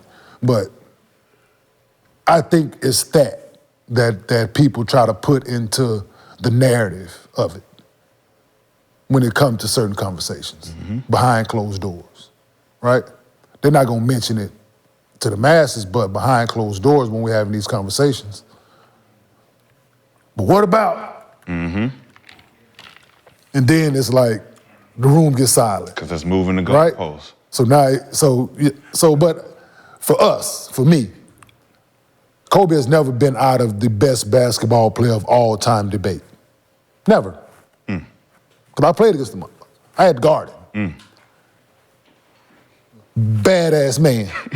The ball in his hand. Competitive as they come, 5 rings, all of it. You can't talk about because he had Shaq. No, fuck it. He got 5 rings, man. And he is who he is. Through our generation of playing, my 15 years of playing basketball, Kobe Bryant was the best basketball player in the National Basketball Association. Without fucking question. Damn, man. Right? So for me, high five, Kenyon, goddamn. Right, for me, he always has been here. Right? I look at him and so there's always gonna be a debate. Everything is subjective to everybody's opinion. Everybody has an opinion about it. So respect everybody's opinion about it. That's all I'm like, because it's. Where do you rank them? I don't rank, I don't care, to be honest with you, Gil. Okay, but I look at it in generations, bruh. The way I look at basketball, I look at it in generational, right? Because there was one dominant basketball player in every generation of basketball that the league knew when they put them uniform on, he the one. Yep. Right? That's the way I look at it. Because when you don't, I hear Michael Jordan when they ask him about it. It's shitting on the people that played before him if they consider him this. Yep. And this is coming from the man himself. Yeah. Right? And I think about that. I'm not going to say that Kareem wasn't great when he was. I'm not going to say Wilt wasn't the greatest at his shot. I'm not going to say that because they were. When Michael Jordan played, absolutely was the best thing smoking. Yes. When Kobe played, absolutely, they held the torch. LeBron has held the torch, right? Right now. So that's just what I think. I don't have a best basketball. Am I a Michael Jordan fan? Absolutely. But I didn't grow up a Michael Jordan fan like everybody else. If you ask me, people don't put Isaiah Thomas as one of the best. I fucking admire Isaiah Thomas for what he did for the game at the size he was and what he did. Facts. So I look at basketball in a different light than everybody else. I'm not into putting people here and saying who. No, I don't. It's the same thing with basketball. It's the same thing with music. It's the same thing. Who's the best quarterback of all time? Who's the best wide receiver? Who's the best run? All this shit is subject to everybody's opinion. Yep. And everybody's entitled to that opinion, right? So let's appreciate people for what they've done for the sport that we care so much about and their craft that they put out there while they're doing it. I get that. Just the way I look at it. But there is ranking, and it's just natural. But at the end of the day, when we say GOAT debate, right?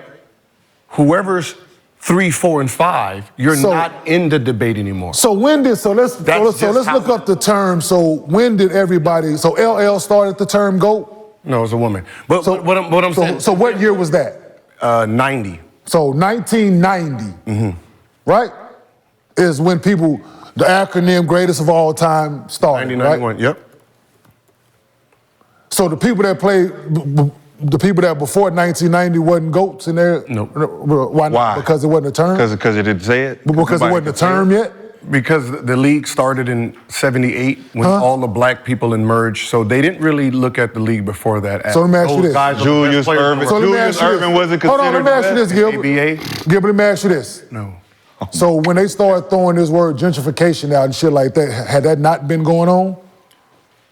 Moving people out of neighborhoods or other people. Great point. So it's the same fucking shit, dog. Okay, but They was doing it before then. Just because somebody put a fucking tag on it, now people start using that. That's it. Okay, but at the end of the day. So those people were great in their own respective, dog. Cool, but at the end of the day, when the NBA merged in both parties, the black culture and the white culture merged, that's when they actually started figuring out who is the best talent in the NBA. And because the there was a ABA dominant said player. we have the best. And there was the a dominant player each generation. But they're saying we have the best when the ABA is like, nah, we have the best. So when they merged it, that's when the time started really ticking. And there was the only, and so when they merged, who was the best player? So when they merged, who was the best player? Julius Erving. Magic, Julius. So who was the best player when they merged? Magic. So there was no one best player. No. There was not one guy. No. He do not want to say it because he don't want to be wrong. He do not want to be wrong. I've already asked the Clyde Drexlers and all of that. Before that. So Clyde was there when they merged? No. Clyde was around when they merged? No. In 83. No. Clyde was around when they merged? 83. Clyde was around when they merged?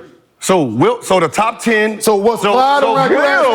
You brought Clyde Drexler in this fucking conversation. 83. I said, when was the GOAT name? When you was in the league in 89, who did they say was the best player? He said everyone had their favorites. He said people thought Dr. J, people thought Wilt, people thought 89 and 89? He In said 89? Russell. He said Magic had a claim for it, but he said there was no king yet. In 89? He said there was, yes. He said there was no Michael Jordan was in 89 considered the best. So then the next year, so you said 89, right? So then the next year the term is The term GOAT. is so when, fuck out of here. Come on, man. But that's beside the point. Come on, man. Here's the You point. brought it up. Here's the point. come on, man. Why is it besides the point and you brought it up? Here is the point. When, when people say they need to be in the GOAT debate, right? The GOAT debate. The GOAT debate can only be the top 2 players.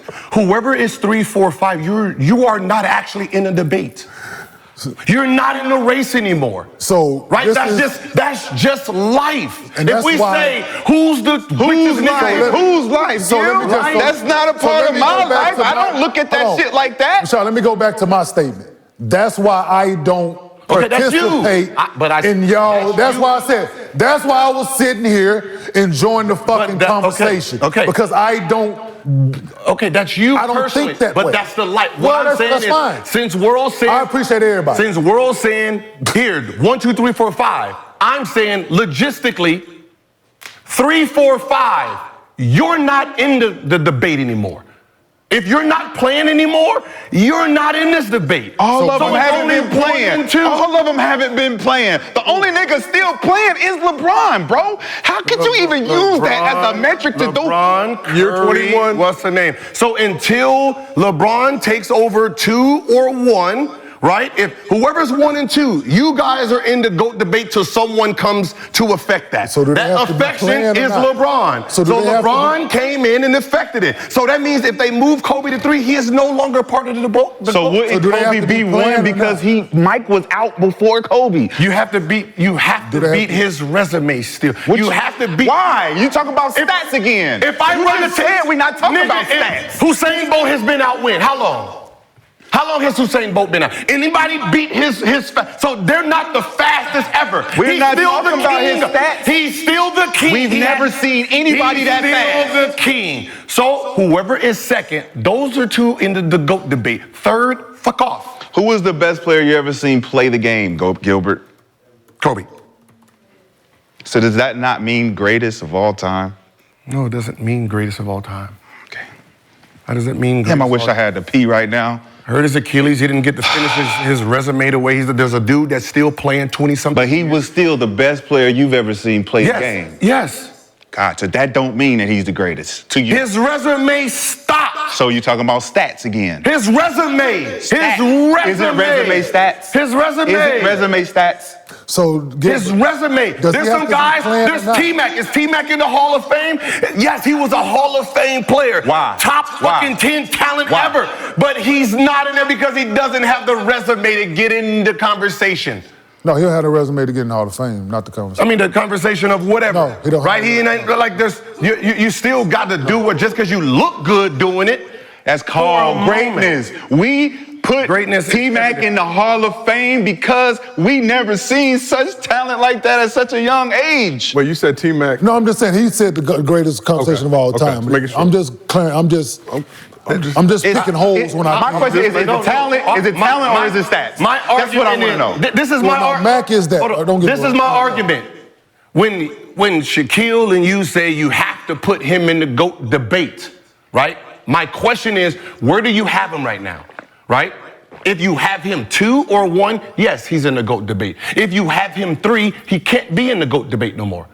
Because number 2, if that's LeBron, he's still active. So if he's 2, then there's no more stats for Kobe. Yeah, you can raise your hand. Question. Mr. Martin. I have a question. So was it only Kobe or did everybody think that it was 1A and 1B? When? Period. Only Kobe said 1A and 1B. So did you think and that? And a few people. Did you think that? When? When he said it. I just had him 2. Huh? I just had him 2. Okay. I had him 2. So I have a question. I have a question. Okay. If someone's considered the next Michael Jackson, right? Like Chris Brown. Say Chris Brown. Next Michael I'm Jackson. glad you did that, yes. Right?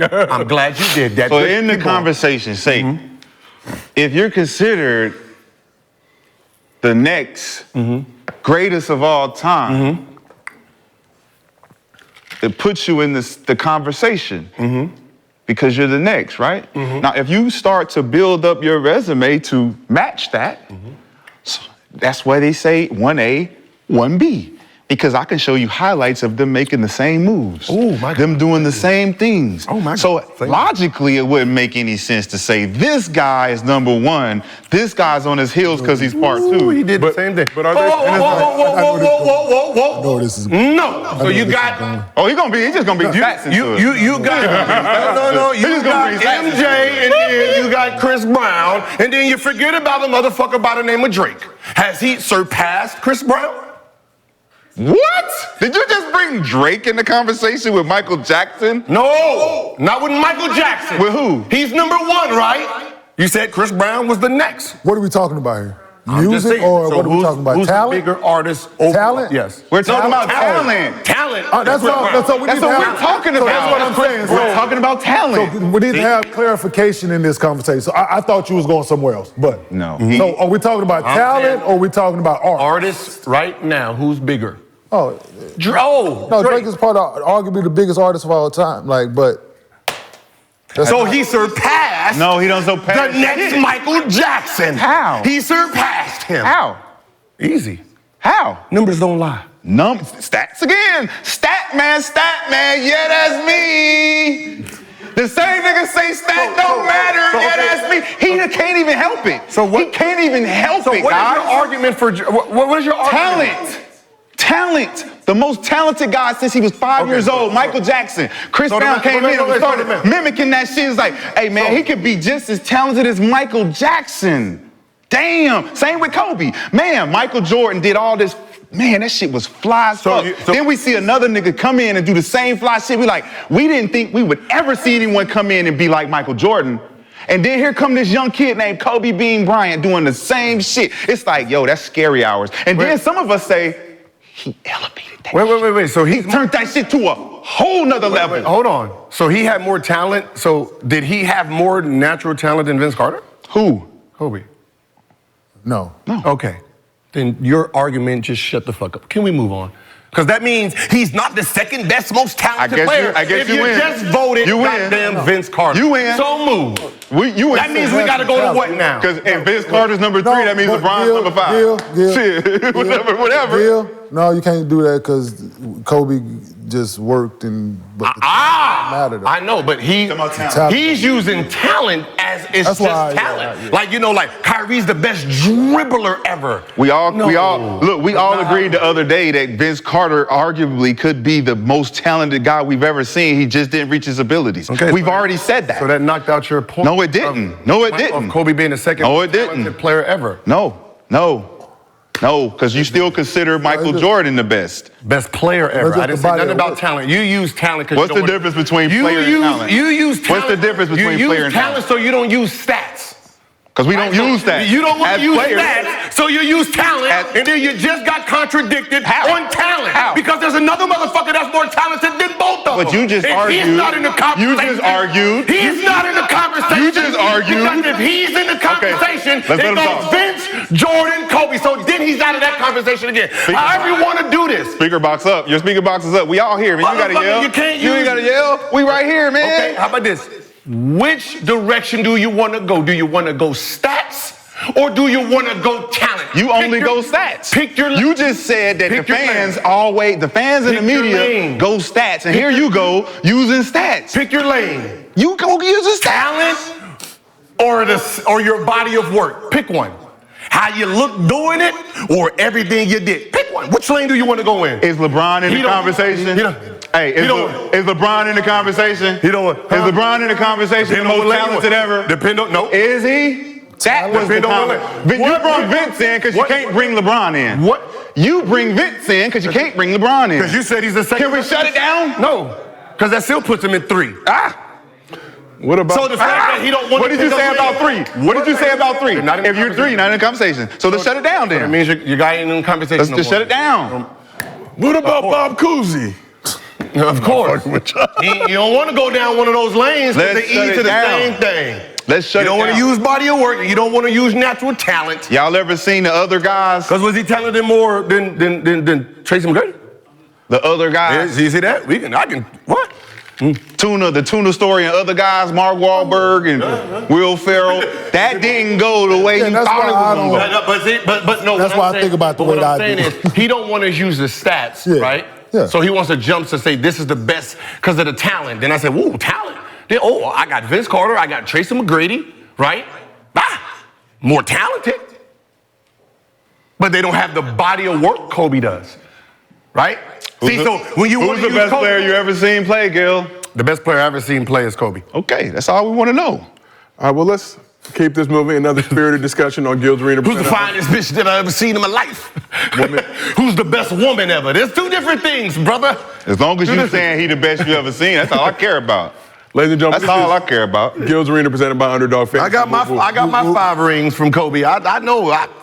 If you enjoyed that debate, download the app on Underdog Fantasy. Use promo code Gil. They will match your first deposit up to $100. Bryant right there. You can do pick'ems. Hey, in my weight room, for inspiration, I got Kobe, Jordan, LeBron. So y'all know who my top 3 is. Okay. I thought you would have you in there, but I know who my top 3 is. In that order? Jordan, LeBron, Kobe, Magic, Shaq. Okay. So you're saying though that he's Magic, team LeBron. Magic He's and saying Kobe he's and Shaq. team LeBron. But they can't ever get in that GOAT discussion. Like I couldn't make a compelling argument for Magic or Kobe To or get Shaq to get elevate where? him. How? What I'm saying, that was my whole thing, right? If my whole thing is if level 1 is the top level, right? Level 2, 3, 4, 5, right? If 5 is 5 and he's retired, how can he move up to 4 to 3? He can't. He can't move.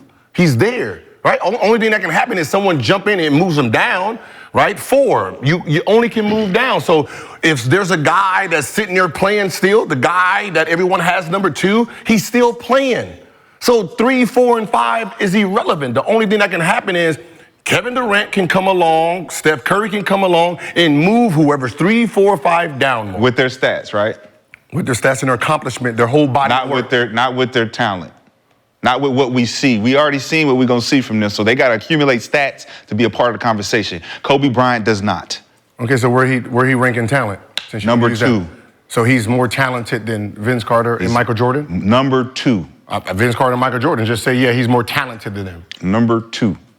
I just named you 2 people. Is he more talented than those 2 people? Is he more talented than Tracy McGrady? He's more talented than Michael Jordan. Okay, how about Tracy McGrady? Yes. Okay, then he's 2 in your mind. Okay. Question number 2. Start, bench, cut, trade. Trade. I thought he said trade at first. I was like, I was like, you damn. just listed a lot of niggas that start, bench, or cut, but start, bench, cut, trade. Kobe, T-Mac, Vince, D-Wade. What does trade mean? So I'm gonna start I don't Kobe. like that option. Bench D-Wade. Who was it? Wait, what is Kobe, T-Mac, Vince, D-Wade. And what was the Start, cut, bench, trade. Yeah, start, bench, cut, trade. I'm a trade. What does that even mean, though? I'm a trade. Trade? Damn, Mac, I gotta trade. That's like the same as. Man, he's on your team. You gotta But get he's rid of him. hurt. Yeah, I gotta trade. Right, that's like cut.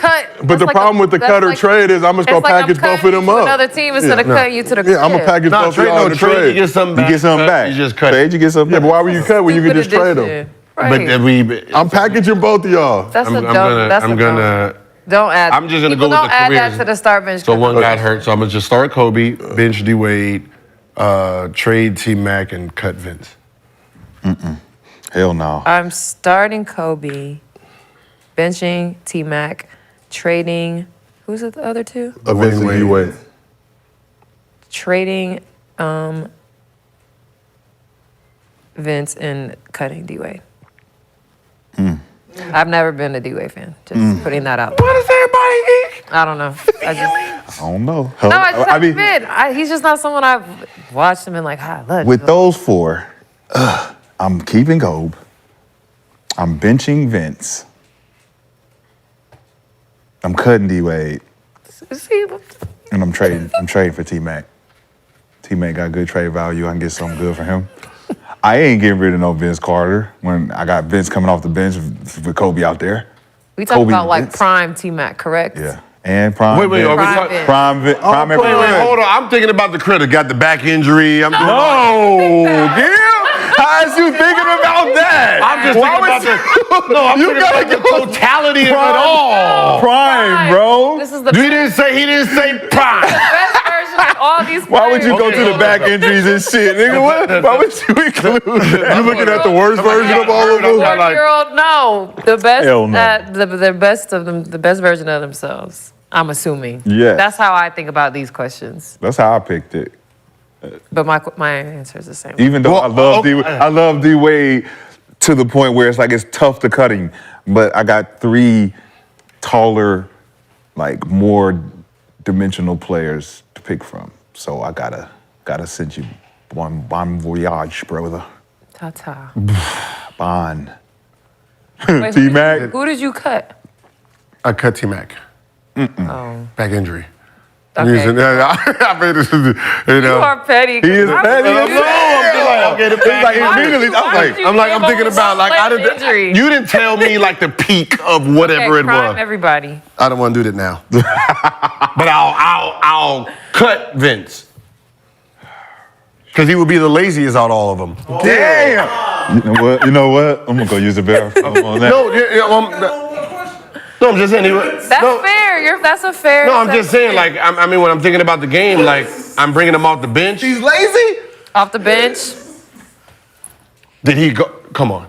He just didn't have the killer mentality. He wasn't lazy. No, okay, the killer mentality then. Okay. Right. So if he, you gonna call that lazy? If somebody would have told you Vince never averaged more than 27, 28, 29, what would you say?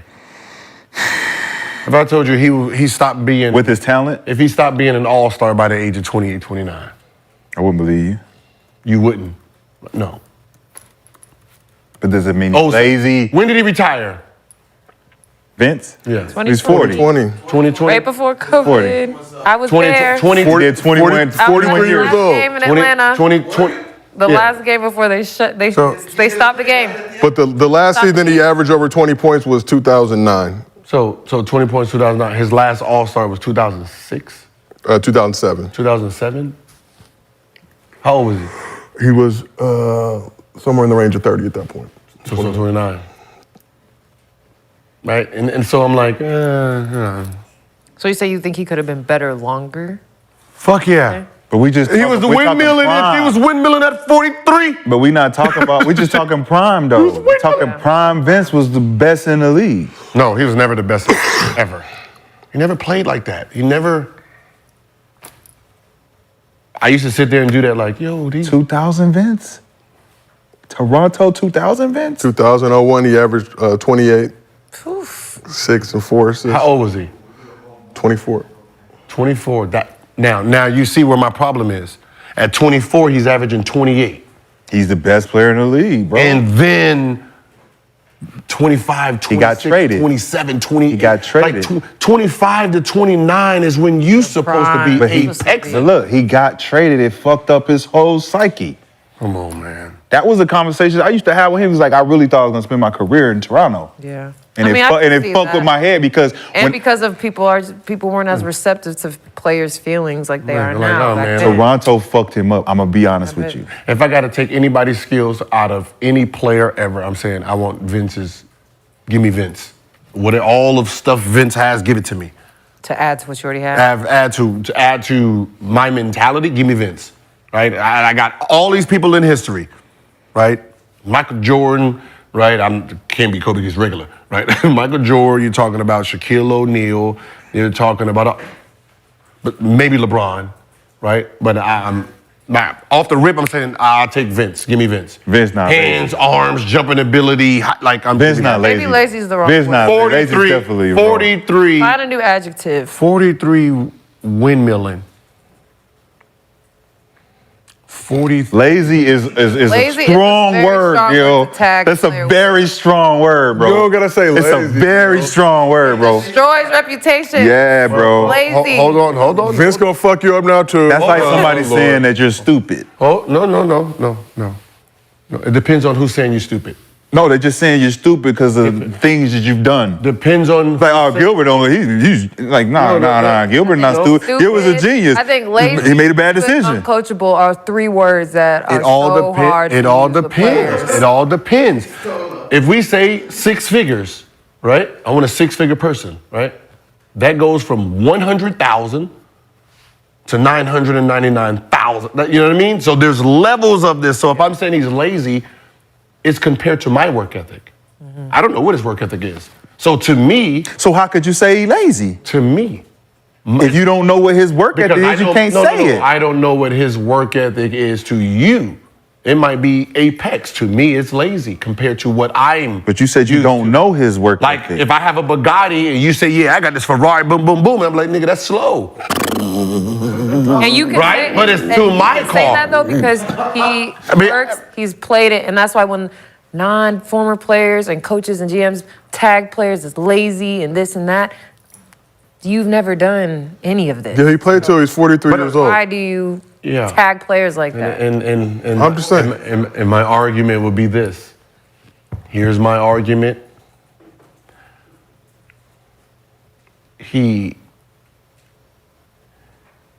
Everything he needed to be great, he didn't do. He used it to stay in the league longer. Explain. The three workouts a day, the film session, the summer, like not partying, the really focusing to be 28, you're 24 averaging 28, to take that leap like the Kobes and the Michael Jordans, right? You didn't do it. You became a NBA player, but you were just so gifted, like a Shaquille O'Neal. You're just gifted in everybody, right? You can just go into the summer not working out, not touching the ball, then come into training camp and still average 24 and 25, which you... Booby Miles. Yeah, fucking Booby Miles. When your career started to tween out, that's when you want to take it serious. So because you got to survive and stay in the league. Yeah, so you're doing whatever it takes to hang on. Now you're changing your diet, you're going to sleep early, you're doing all this. So you're doing it when you want to just play longer, and I didn't. So you just questioning his work ethic more than it is just saying that he's lazy. I'm mad at history, right? And I'm pretty sure there's players in the 60s and the 70s and 80s that looked at a guy and said, he should have been all world. And that was the guy for me, that I'm looking at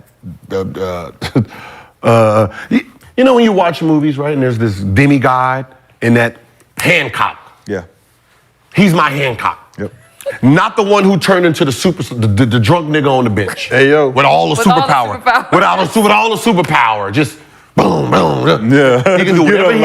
Oh, fuck. And that's You go be amazing. That's what I'm saying. Like my first introduction, like this is like when it's more than what everyone knows. Like it's that pet peeve of mine. He is the pet peeve of me because my first introduction into the NBA was Vince Carter, pull it back, dunk. Right? I even went into the locker room to get the autograph during what's the name. So it was the guy, like this is the guy, right? And then watching them day in and day out, and it's like, yo, do what you did last time. Do what you did last time. Do what you did last time. I don't want to, man. Move around. Like, where my fucking whiskey at? Like watching the game, like I don't know if anybody ever heard me say it, I was like, I questioned, was I an NBA player? Because of him. What he did to Jason Richardson, and you know, Jason Richardson to me he's like a demigod. Right. Right? He's still windmilling his head still at the rim today. So when I watched a demigod get out demigod, I'm like, oh no. Oh no. It's a lot. I'm not good enough in the NBA. Like that's when I went and I was depressed. Like I'm not good enough. He was the reason. So to see how it ends is like... It's a disappointment. Yes. Like you made me retire and I wasn't even on the court. I mentally retired because of It's like watching the dude and he doing all these windmills and he get out windmill. Like, wait, hold on. This is Meg too. This is the alpha of the jumping abilities. It's almost like being in layup line and you see that one nigga doing all that crazy shit and then the game start and he on the bench. Yeah. You're like, what the? I thought that was gonna be the nigga that was gonna kill us. He ain't see a minute. Like I just put, it might be just me. I put him so high. I put him so high, like it ain't just you. He was my favorite of all time. He was the and then NBA I seen player that Kobe scared Bryant. I was like, oh, that nigga got this shit right here. Come here, motherfucker. And Vince never had. He was the NBA player that scared. He scared me. And where's the? There was no G League then. There was no G League then. But I was like, tell him, hey man, where's all them players I played against in summer league? Because this ain't the NBA. This ain't the NBA I'm a part of. I want that summer league shit. Them motherfuckers. I was busting their ass. I was busting their ass. This is another NBA. That's crazy. This is one I watch on TV. I don't want this one. I want the other one. Where's the other one at? Damn. I'm not ready for this level. Dude, they moving too fast. That's the way the talent was, though. Him and T Mac, them niggas be like me and Jay. No, so me and Jay Rich, we looking like, what was that? You see what he just did to us? to us. Then go down and goddamn Michael Finley. Like, goddamn. Michael Finley. Then we had Catino Mobley. Like, because it was me and Jason. I'm living through him in 40, 38, 40, 35, 40. And I'm like, we didn't even get to Tracy McGrady and Ray Allen or Kobe yet. None of them. Oh, man, I need to change positions. Vince is the one who started that. So you can see how that really hurt. The fact I feel you. It's triggering. Yeah, the fact that I can't say, hey, Vince is over Jordan. I can't even do that. But don't call him lazy though, Gil. To my work ethic. Okay. Not to yours. It might be Apex. Right? If I've seen a Bugatti and I'm like, this car just is not fast. It's slow. Is it still a luxury vehicle? Sure. Okay. But it's slow. Compared to what I've seen. But it may not just be as fast as your Bugatti, but still a luxury vehicle. Yeah, because even you saying it's slow is crazy, because it's not slow. It's just you're fast. You're fast, bro. You got a super turbocharge in your shit. That's not normal. So I know you saying he's slow compared to you and all that shit, but it's like, the fact that you're saying it out loud is like. If you made 25 out of 25, right? And then somebody shoots 20 out of 25. That motherfucker can't shoot. No, Gil. No, it's just your way of thinking about that shit. Is like, nigga, what? 20 out of 25, he can't shoot compared to just because you didn't miss? Yes. No, that's not how that works. But that is how it works for you. Yeah, I'm just. That's how his like if you ask Steph, hey man. That's the thing about opinions. You gotta respect. You gotta respect. How many people would you say have the Bugatti work ethic? Like what percent of NBA players? Today. Oh, I can't tell you today because I don't. When you played then? Listen, when I went to the gym at 3 o'clock and I'm there 3 till 7, Kobe was there every time I went to the gym. The second person What was gym are you going to? Like Staples. Oh, you talking about game? Game You talking day. about- I was like, what? Game day. When I'm going on fucking game gym day. we all at? We y'all all there at the same time. I'm getting to watch and LA see Fitness. I was like, see who's coming like in. on game days. Got it. Seeing who's coming in. It was Kobe was first out of all those years, and Ray Allen will be coming in second. And anybody else in that list that you saw consistently putting in the work? Yeah, this year I'm gonna have to start going earlier. I mean, I ain't gonna lie. I used to go Get to early that all the time. I'm not age. gonna lie. So Like that was my. but early for them back then was first bus. Veterans come second bus, right? That was the thing. No Ubers back then, right? Yeah, there was you had to take a cab. So Yeah. So think about what I'm saying is it's the best players came on the second bus. Yeah. Not the first bus. The rookies came on the Rookies, go second. yeah. early. So we had So to go like to watching rookies. those superstars, those superstars wasn't out there early. Yeah. They'll be out there mostly when the fans come. And I learned that after my second year, going into my third year, I learned fuck the first bus.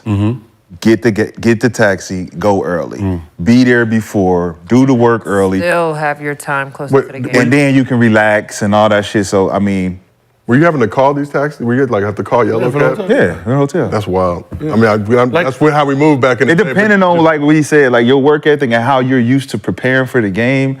It's like if you know you're on the road and you want to go get them shots up and not be in the in the mix with everybody else, the ball's on the way and all that other shit. Let me get my work in while I'm by myself. Get there early. Like that's like telling like if you ask LeBron, like, what do you think about everybody's work ethic? He might be like, this motherfucker's lazy. Because you're talking about a guy who comes in the gym at 12. He comes in at 1 o'clock, right? That's unheard of. But wouldn't it seem like, for yourself with Kobe or LeBron, if guys wanted to be in that same position as you guys, and okay, Gil's here at 3 or Kobe's here at 3, LeBron's here at 12, I'm gonna get my ass here at 11:30. And that's or just stay here all day from shoot around. We here for shoot around. And that's the biggest argument. That's the biggest mystery in the sense of You saw him doing it. Why didn't you? of legacy, right? Like when people say it was my whole thing with the training thing with Hakeem. Michael Jordan was a player, right? Kobe was a player, right? Tim Duncan was a player. Why didn't what they were doing every single day entice this player to want to do what they did? Right? I'm watching the greatness right there. So unless you want to be great, then you will be paying attention to what it looks like. But for the most part, when we're there in real time, we're not looking with those lenses. We're not looking from the lenses of this is greatness, let me learn from it. We're looking at it from fans and teammates I'm just here to get along. Competitor. Yeah, I'm just like shit. I ain't looking at him like he's doing greatness. I'm looking at him like he's my teammate working out. Mm-hmm. I'm working out like he working out. It's not until we see the greatness until down the line we like look back. We like.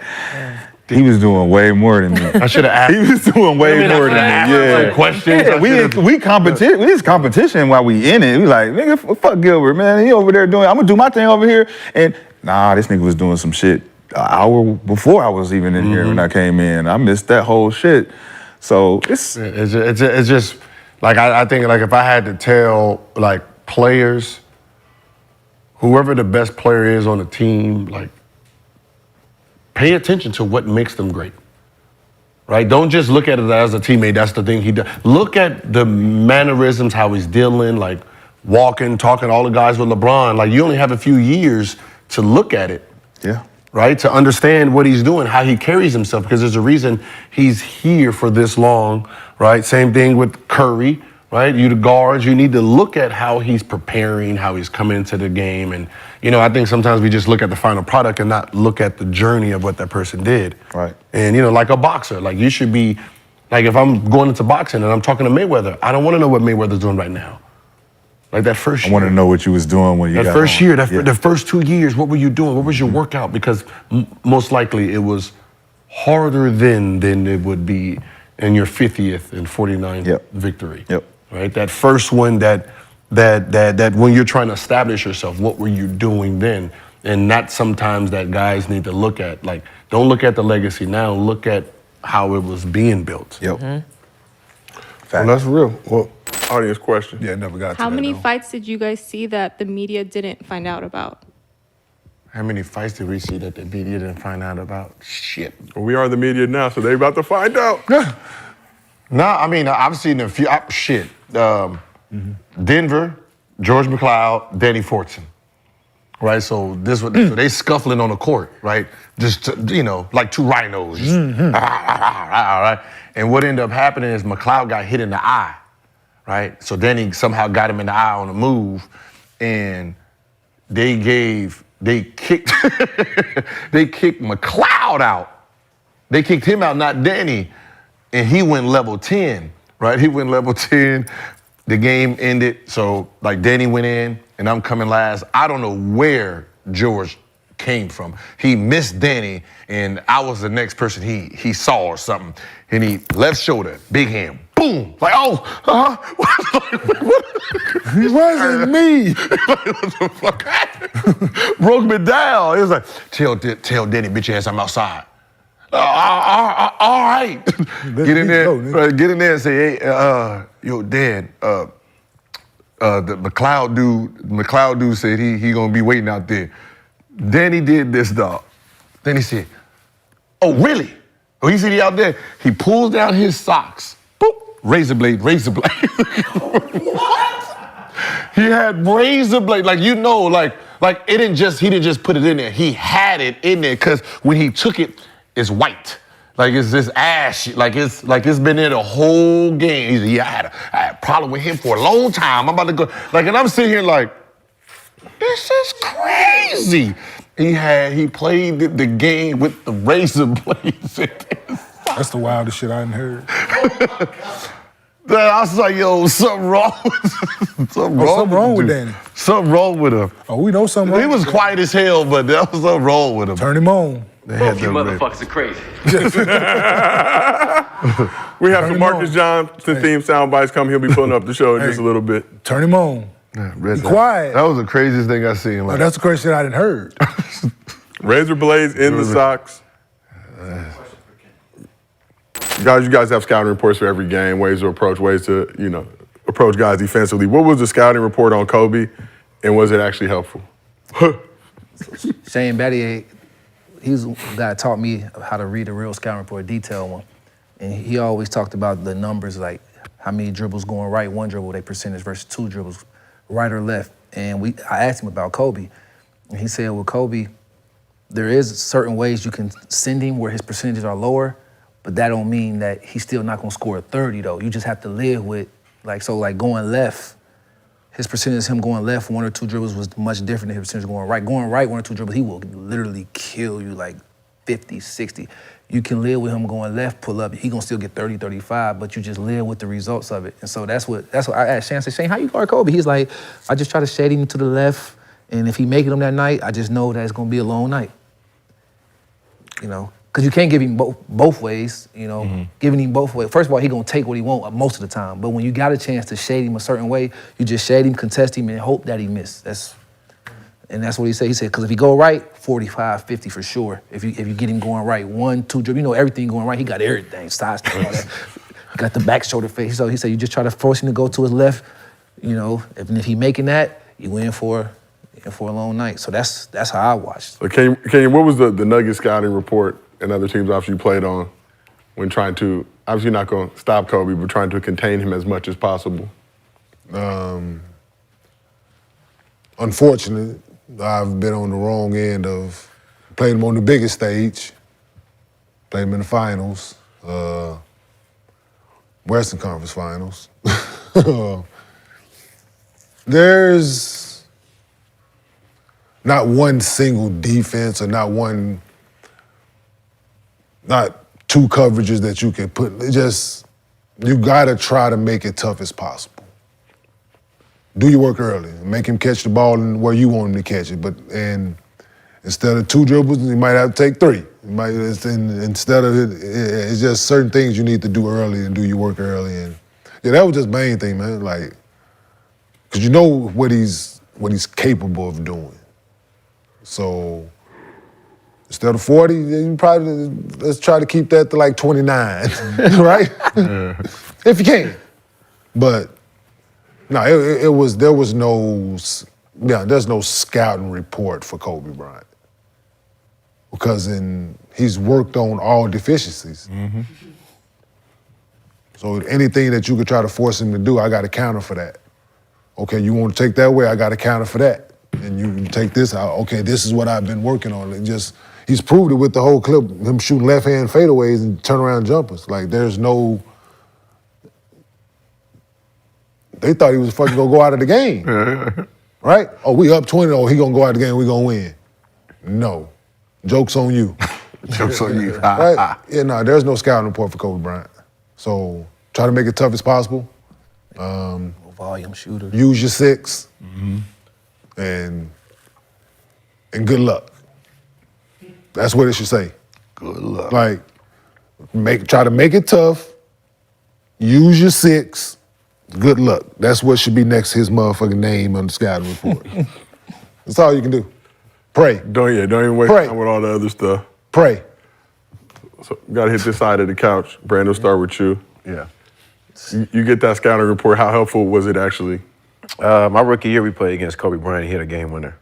And, that scouting report wasn't really helpful at all. Because he missed the first game winner and he came back to the same spot. And he was like mad at himself and he came back to the same spot and did the same thing and hit a game winner. I remember my rookie year, I was just like, he was just different. Just different. And then one time we played, he was guarding me here in LA and he was guarding all the point guards. This when he was taking the challenge on guarding Kyrie. I think he had just guarded Kyrie and was guarding all the point guards and he held me to like 19. He was just different, just a different mentality. So, yeah, none of the scouting reports ever worked. And Gil, how about yours?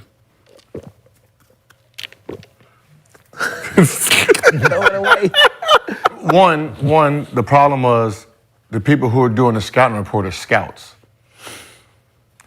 Right? In theory, that sounds good, right? And I mean, that sounds good, but they've never played basketball, so, you know, they're looking at just numbers and not how a person plays, right?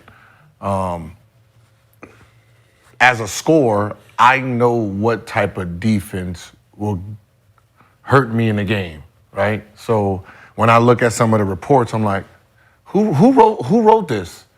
Right? Oh yeah, you know, you got to push them this way and like, okay, I'm a scorer, right? My strong hand is right?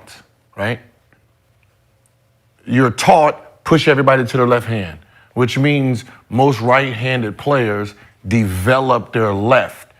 Well, their left hand gives you it unlocked a whole lot of shit, right? This going this way unlocked my step back, my hezzy, my cross, my left to right cross, you know, your pop game, my floater goes this way, like, right? It unlocked a whole lot of shit over the years. Right hand was always for driving. Well, Kobe was opposite, right? His right hand was where he 1-2 pull-ups. So when you're saying a scouting report and I'm looking at your scouting report, it doesn't match the way he plays the game. Doesn't match his skill, right? So I'm sitting here like, you guys don't even play basketball, so this is pointless. So the only person I got taught that by Larry Hughes. Like, what I'm gonna do is look. When he drives when he's coming off the pick and roll, I'm not fighting through it because that's what he wants. I'm gonna try to get the ball out because when he comes off the pick and roll, he throws high first. So I need him to cut it off first, and then from there, I'm just gonna keep flicking at it. When he pump fakes, I'm not gonna block the shot. I'm gonna just stab right here, make him pump fake like this. And he just said, I need to just throw off his rhythm on how he shoots the ball. I'm not gonna stop, I'm not gonna block him. He has every move, but usually when you see him pump fake and he's realize everybody's sitting there like this. Let me put my arm there so he has to move the rotation. So if he decides to come up, he's gonna have to come up like this. Which he said eventually he developed that shit. Right? He said eventually he developed that one where, you know, he's sitting here doing this and then, you know, people kept stabbing. Now he's like, all right, and then started shooting like that. Damn. But, you know, the scouting report is coming from people who just watching film. They're not watching players because there's a lot of players in this league. If you understood how a player played, then you will realize how bad your scouting report is because your scouting report is coming from something that has nothing to do with the actual game. Like James Harden. I want to stop James Harden for shooting step back threes. I'm gonna push him left. Well, he's left-handed. Okay.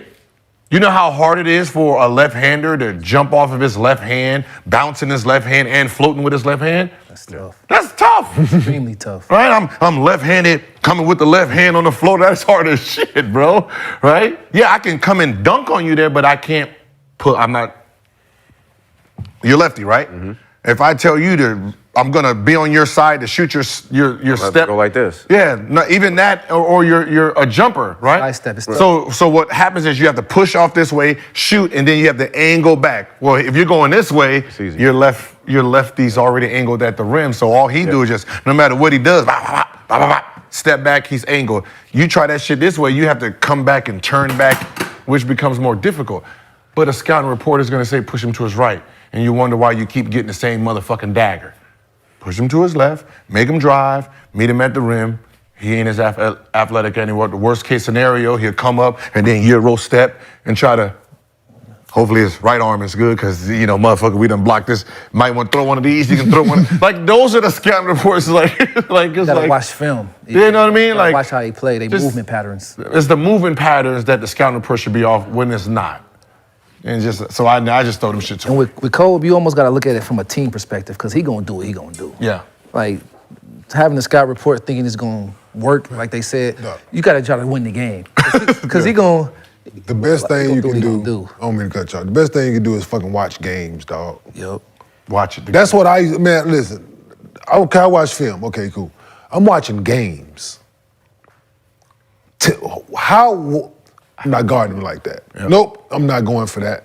I'm not going to force him that way. Definitely not doing that shit. Definitely not doing that shit. This is like, but you got to watch multiple. Like I said, I was watching 81 Point live because we was playing Toronto the next day. I'm watching Toronto, but I'm still watching him. Like, still got to guard this motherfucker. Like, but it's just I'm watching games, habits. You watching multiple. They on the road trip. I'm at home. I'm trying to watch every game on the road trip.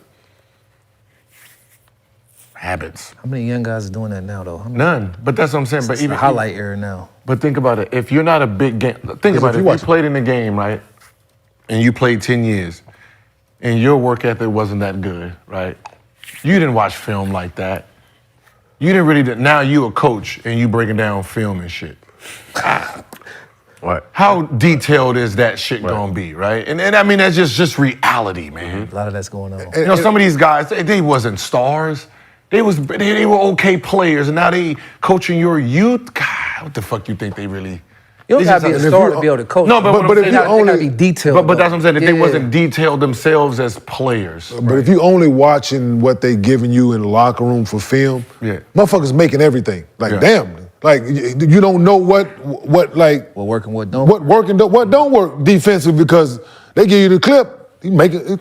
It's 10 clips, 10 makes. 10 makes. Like throwing some misses in there. Let me know what if somebody. Let me know if somebody plays well enough defense to make this motherfucker miss every now and again. Like no, like reinforce that action. Yeah, so that's why you got to watch games. Like you got to sit that motherfucker and watch. Yeah, you got to watch the whole game. So you like, oh, that was good defense. Okay, how did he? You rewind that shit. Like, oh shit. Okay, that's how he guarded him. Okay, all right, cool. Because we're moving so fast. We're going from city to city to city to city. You don't really have a breakdown in anybody, right? But you should have a locked memory on what someone does. And I think everyone's just going through game and game. Because there is scouting reports on today's people, right? It looked like there's a scouting report. You don't think there's scouting reports that actually they have more research today than they did before. Man, so much analytics. If I can watch you and tell you when Luka's ready to shoot a step back three, it's going to be the same mannerisms. Yes. Right? Boom, boom. He's going to push it out, right? To make you move. He's going to make you move this way. He's going to go between his legs, right? Which forces you to step back this way, right? So you went this way, step back, then he steps in that empty space, right? Being 6'9" and 6'10", you can't guard that, right? He's done shit. He wants this step back. So obviously, got you. Same move. And you be like, how come he keep doing the same move? Because they keep doing the same fucking footwork on defense. Jason Tatum. Yep. Dude. Same. LeBron sidestep. I wish I would ever fucking go for either one. Listen, dude, that shit is so bad for me, Sidestep man. 3 is Look. I'm gonna knock the ball out your hand. You put the ball out here, and I'm gonna knock it out your hand every time. What the fuck is wrong with you? That's why you're an elite defender. That's why, you ain't gotta be an elite defender to know this motherfucker do this. You can reach for it. Right. It's swipe, but that's what I'm saying. It's game plan. It's you have to really be a student. Like being great is a level. Being detailed is another level. There's only a few people that get to the detailed. Right. And some people who are not good athletes, the detail is what makes them look like they're. Exactly. Like Luka is detailed, right? Yeah. Steph was detailed. Yeah. Jokic is just detailed. Right now, what if Giannis had Jokic detailing? His game would be different. And if you're right a defender, now, he's just all athletic. If you're a defender, you have to be just as detailed as a great offensive player. Yeah. So if my job is to play defense, that offensive player is detailed in knowing his counters and knowing as you as a defender have to be like how he was saying, you have to be the same way defensively intense and detailed to try to counter that. That's what makes for good competition. Like I'm surprised that Still might score. Yeah, but it's difficult though. Like somebody with like something with like Giannis, right? If they haven't noticed yet, it's just like John Moran, right? When he's coming right, we already know. It's the Will Bynum move, right? If you know he's going right, you know what he's gonna do every time. He's gonna go, you know, I call it the Will Bynum, I call it like drop situation. Yeah. But you know, and then damn, you're gonna get the dunk. So when he has it in his hand, understanding where he's trying to go, stay. It's harder than No, it ain't. when he It's coming harder. downhill. That's tough. Half court is a little easier, but when he coming downhill, it's just tough because you gotta respect it. 'Cause I know. One thing I know is when you go this way, I know you jump off 2 feet, right? I know you go that way. Shit, I don't know because motherfuckers ain't never done it. Same thing with Giannis. If the ball is in his hand, right? It's when he gets ready to pick it up, it's gonna be right step, every time. How many times have you seen him go this way? Right? How many times has he jumped off this leg to finish it? And that bitch in his left hand, he gonna spin. Yep. Dude, he coming at he gonna fucking spin. Like it's I'm sitting watching like spin coming. Spin coming. No, I'm watching spin coming. Euro coming. Yep. Like, yo, dude, it's But that's what I'm saying. If you're a detailed person, you look at the game very different. Everyone has their natural things that they do. When they get frustrated, they go to certain moves. That's just human nature. So that's why when I was saying, yo, you can't work out for a week and think that's gonna be part of your game. Because when you get frustrated and you need to try to get a bucket, you're gonna go back to what you've been doing since you was a little kid, right? That Euro step has been in this game before he got into the league. His scout report, he loves coming downhill, very lanky, Euro step. All right, so y'all already know when he gets frustrated, he gets Euro. He's coming, Euro. The Euro's coming. So all you do is just pay attention. He's coming downhill. All you do is just step with him. Got you. Charge. Got you. Just sit on his side so he can, knowing that where he's gonna go. When he goes right, boom, left. But only a great defensive player will understand that. Drew Holiday is very detailed. That's why Pat Beverly is very detailed. And that's what makes them great defenders. Marcus Smart, all of them. All right, I'm gonna push James Harden, frustrate him, boom, boom, boom, hit him, knowing when he gets the ball, he gonna do what? Pow. As soon as he do that, foul, offensive, let's go. Dummy. Gotcha. Gotcha. Oh, they had him. Say, can you see? Oh, we gotta put it higher. But so proudly we God, why are you so upset? That's why. Hey, everybody. I need everybody. Hey, y'all gotta sing, goddammit. The anthem's on. Don't nobody care about it. I know this is the first time it's at the end of the game. Don't nobody care about America. I know it was supposed to be at the end of the game. Everybody's tired of America. That was a good one. That's a good one. So how proud are you of your country for overcoming the odds, bouncing back? Of his country. This show is presented by Underdog Fantasy. Team USA, the underdog to the second. Embiid, everything I done said, brother, I am sorry. Everyone overcoming the odds. No Tatum, no Tyrese Halliburton. I am team Embiid now. Ooh, boy, that was a battle. I want an They Embiid lost that game, USA too. jersey. I'm gonna fight you. They lost that game, you too. say anything bad about Embiid. And they lost How that do they game have too. to? What type of win do they have to earn a win in your The eyes? type of wins they was talking about Yeah, before we yeah, even started yeah. talking about all this shit. Blowout. We gonna I thought a dominate. win is a we gonna win. this. We gonna this. Man, we don't want to hear none of that shit. Man, it we takes won a lot that of game. heart to come we back, won that though. game. We won that Yeah, game. they show a lot of heart. If y'all don't blow them out by 10, they won. They show a lot of heart. If you don't blow them out by 10, they won. The other team win. All right, when we get By our default. goal like this, we'll be thinking about Serbia. No. Oh, you gotta get through France first. Enough. That was the hardest game right That was the Steph hardest Curry. game. One more. 36 points, Yeah. 8 rebounds, 2 assists. LeBron Raymond Wait, James. from 3, I'm sorry. He was 9 for 14 from the three-point line. Yes, Steph. LeBron Raymond James Sr., 16 points, 12 rebounds, 10 assists. Yeah, triple-double. Triple-double, bro. Oh, Our that's what favorite they player. said. Jason said you gotta sit down so Brian gets triple double.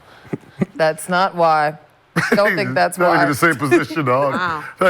Don't think that's why. Oh, you're not subbing I that. still want You're not subbing. Embiid, 19 points, 4 rebounds. You Still get to need keep the answers about passport. the You get to Jason keep the, Tatum DMP. 19 points, 4 rebounds? he gets to keep the passport. Okay. Yeah, no, we'll take the 19 points. We needed that. Joker, 17, more 11, and rebounds, 4 big boy. in the losing effort. Oh, wait, 17, 5 rebounds, 11 assists, excuse me. Bet you can see booty tomorrow. I mean, the next, what, a Saturday? Gonna see some booty. I bet you see Saturday. some booty. Nah. He gonna get Ooh, good. that was a You're not big gonna see bucket. Rudy. That was a big bucket right there. He gonna get put in the baguette. Give him the rock. Give him the rock. So whatever, Never doubt. whatever 5 that was, that's the 5 that needs to start the Curry, game. Right? Booker, KD, LeBron. Embiid. Serbia didn't scout That is for the Steph. starting That 5. is our starting 5. Yeah, Steph that was wasn't good. supposed to was do a good that. That's a good 5. Steph wasn't supposed to do that. tonight. Never a doubt.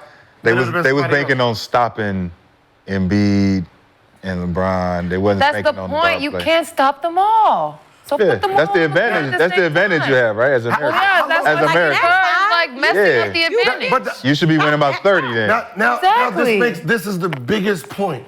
The reason that these guys are open is because when it swings, a superstar is getting Yes. Is making a play, making a tough shot. Not right? someone who's like, so when you have two dudes in here who don't hit shots like that, or they're scared to take shots because they're role players, when you double and you fuck up and we pass and he's like, Yeah. what now? But that this is what I'm shot we saying. had is To me, whoever's in that spot, regardless of who y'all saying, is better than the guys that y'all saying play overseas. Wait, not what'd you say? necessarily. The guy that's in that spot that y'all are talking about, No. the swing guy. No. That's not the superstar, but he's on the USA team. Okay. He's still an NBA player Yeah. that's better than those guys who are on the Not other team. necessarily. No, he's Bogdanovich? not better than the guys on their own team. No. Not by Donovan. Okay. I'm talking about the other guy. That's the problem. When it's The swing- regular We're guy. playing. We're Even- talking about even- they're playing over. I'm even the saying kid, even that there's no left-handed excuse kid. for No, it. they're better as players, but not as shooters at these guys. No. So when it's going swing, you got damn near shooter and shooter. Here it's passer and passer. That's the problem. It's because they're deflecting. That's why the last 8 minutes, this 5 stayed in. Because they were the deflectors of the ones that you're talking about. The deflectors are the same type of guys that are the local native players on the national team. They're the same guys. They're the guys that are not shooters. They're not the guys that are making plays, but it ain't no excuse because you guys are still better. You should still be able to make a play. But you, Derek White, whoever the other guys but you're that's talking the about. problem. You are making a play when the play is already made. I already did this. I'm giving it to you. Why are you now trying to make a play back to me? Shoot it. Because that's the international play they trying to play But like. They're trying you to play like supposed international. to That's shoot not how it. Serbia was playing. No, Yeah, they you the shot was for you. And they shot it. They're shooting it. You're passing it. But that's that Boston Celtics over dribble pass- dribble over drive dribble shit. Yeah. pass shit. Yeah. And all them threes, but they're not shooting. I mean, today they shot more. They Like thinking they Derek gonna White get shoots wide more on open his threes. team than he does. He does. And he gets those shots wide open too. Yeah. But Dude, Jason do that. Tatum not out there to get him. Do that. Shoot that shit. Jason Like, you know Tatum what I is mean? not out Be there at Boston all. shooter. Which is, I don't care that they won. We need answers. Yeah. That's why they lost. That's What why was they it? lost. No, because what was That's why the they lost. excuse last time? That he didn't play. It was some bullshit. So it just went on and Kevin he said a Durant bunch had of the four, some bullshit. bunch of lineup shit. So now- Kevin Durant had the 4 when Kevin Durant was playing in 3 right here. Now what? Yeah, I can't wait to hear what his excuse is now. he gonna post something out his ass. Like, are they gonna? Hey, Steve. You know the team you finished with. You might want to start them too. Oh, start them, so we can get on to it. That was Embiid, Bryant, But KD, no, Curry, KD, and Book. and Book. That was the end. Yeah. That's what ended the game. Yeah. And you wouldn't. I didn't even know Book was out there. Yeah, because Book didn't look the same either. I put Ant out there instead of Book. But he's still a threat. Yeah, he could hit it. He hit the shots. He hit Right, he hit that shot at the top of the key. Like Who deserves the most credit for this Team USA win? Embiid. Credit. Embiid, Bron, Steph. Steph Curry, Steph. Embiid. I mean, Steph was five. Right. Steph was Whoever 5 for took- 20 from 3 entering Whoever this made the game. decision to put that 5 out there, I'm feeling like it was Spo. I would say Curry because he kept hope alive. yeah. Like there was moments in the game where we needed that 3. Every time he shot that 3, we needed it, yeah. Because whatever happened, it could have been a real blowout, right? This could have been a 20-something blowout, right? The way it looked. But he always hit a 3 that kind of kept us there. So I think 5 for 20 from 3 entering this game, 9 for 14 in this game. We knew Steph was going to get to cooking at some point. Chef Curry, give me my money. But Give me my money. So I'm gonna say Curry. I mean Curry, man. So it's because even some of the shots we said, oh, that's a horrible shot. But when you look at it, it's like But we talk about if he people made not it, making we shots. needed it. Yeah. So who deserves the least credit for this Team USA win? Steve Kerr. Steve, yeah. Good. Josiah so messy. Good call. He missed. Steve Kerr. He knew. He. Bo said, move over, dog. Yeah. All right, I get it. Dynasty, all that. Yeah. And the bad part about it is no matter the gold, the narrative is going to be This is Jason Tatum. Jason Yeah. Tatum and how this team was played. That's going to be the question. It's been a bad year for Jason, man. So I know, that's why, remember I told you, I said, man, for some motherfuckers who won championships, the two star players, bad year, right? this has been a bad summer. Yeah, it's crazy. Like it's not like they got to enjoy the summer ride out like hell yeah. We some champs. They both sitting there, both champs. It's like, First of all, he got 2 DMPs on the Olympic team. And his homeboy, who is his running, didn't even get the call to come to the cookout. He like, hey, where you at, bro? I'm at the cookout. You ain't get the I know call? he calling here, he like, hey dog, man, what you doing? How's your day over there, man? How's you and your girl, man? Y'all. It's a bad look on Steve Kerr and the committee. Yeah. Hey, if I'm like, I don't feel great as a basketball player. I won the championship.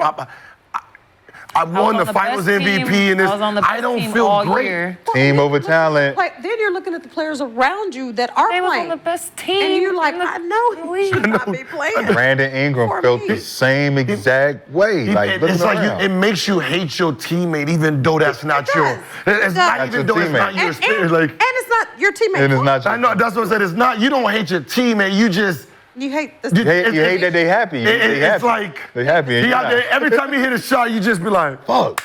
Damn, man. I know I'm not going there now. I needed you to miss. I need you to miss 3 in a row, bro. Internally, you're like, gang, don't make that. And he made 2 in a row. You're like, fuck. I know this nigga not going. I'm going in now. When I originally said this a few years ago, when you at the end of the bench, all that clapping shit. Nah. That dog, trust me, man. Is it real or fake, Gil? It's real. It's both. Nigga, when you sitting there like, dog, I just hope he just twist his ankle. Just give me a shot, yo.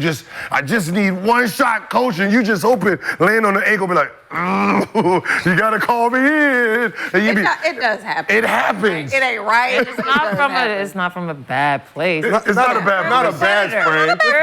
If someone's playing in front of you and they start playing bad, you start getting glad. You're glad. You're like looking at the coach. Like, oh yeah. He gonna come out in time now. He can't turn up 3 turnovers in a row. Coach, get his ass out the game. That's Put why me in. when reporters be writing up like, dog, y'all never played, because if y'all was at the end of the bench, you will know, man, it's a toxic environment. Very toxic.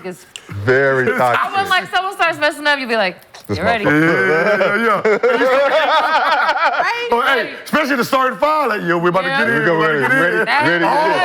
No, that happened to us. And then you always got this one. Come on, man. Y'all need to be out there hustling. You always got the instigator. Oh, yeah, the instigator. We was like, shit. All right. The instigator is a You put motherfucker. all 5 of us in at the same time. The instigator is the important person to the bench, where she's making sure that coach knows someone's fucking up. Someone's fucking up. Come on, man, you gotta catch that ball. That's your 3rd turnover.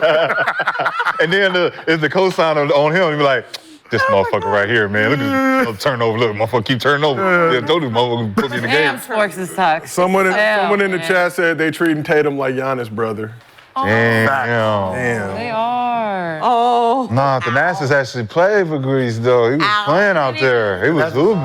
Was he even on the Greek team? Was he hurt? He's hurt, right? Yeah, Achilles. Yeah, he's hurt. That's why. During the season, yeah. But damn. And if you Drew Holiday and Derek White, how are you feeling? I'm sure they just as confused as Like, everybody else. I'm gonna play, dog. Just like we are friends, we walking on eggshells, right? You sitting there trying to, like, you don't want to like baby it, like, you cool? And you know I'm not cool. And I know you're not cool. Get the fuck around me, nigga. You know I'm not cool. You try to figure out how to. You know I'm not fucking cool. Don't be asking me, am I okay? I guarantee you, if you ask Derek White, or wasn't it? They'll rather be benched too.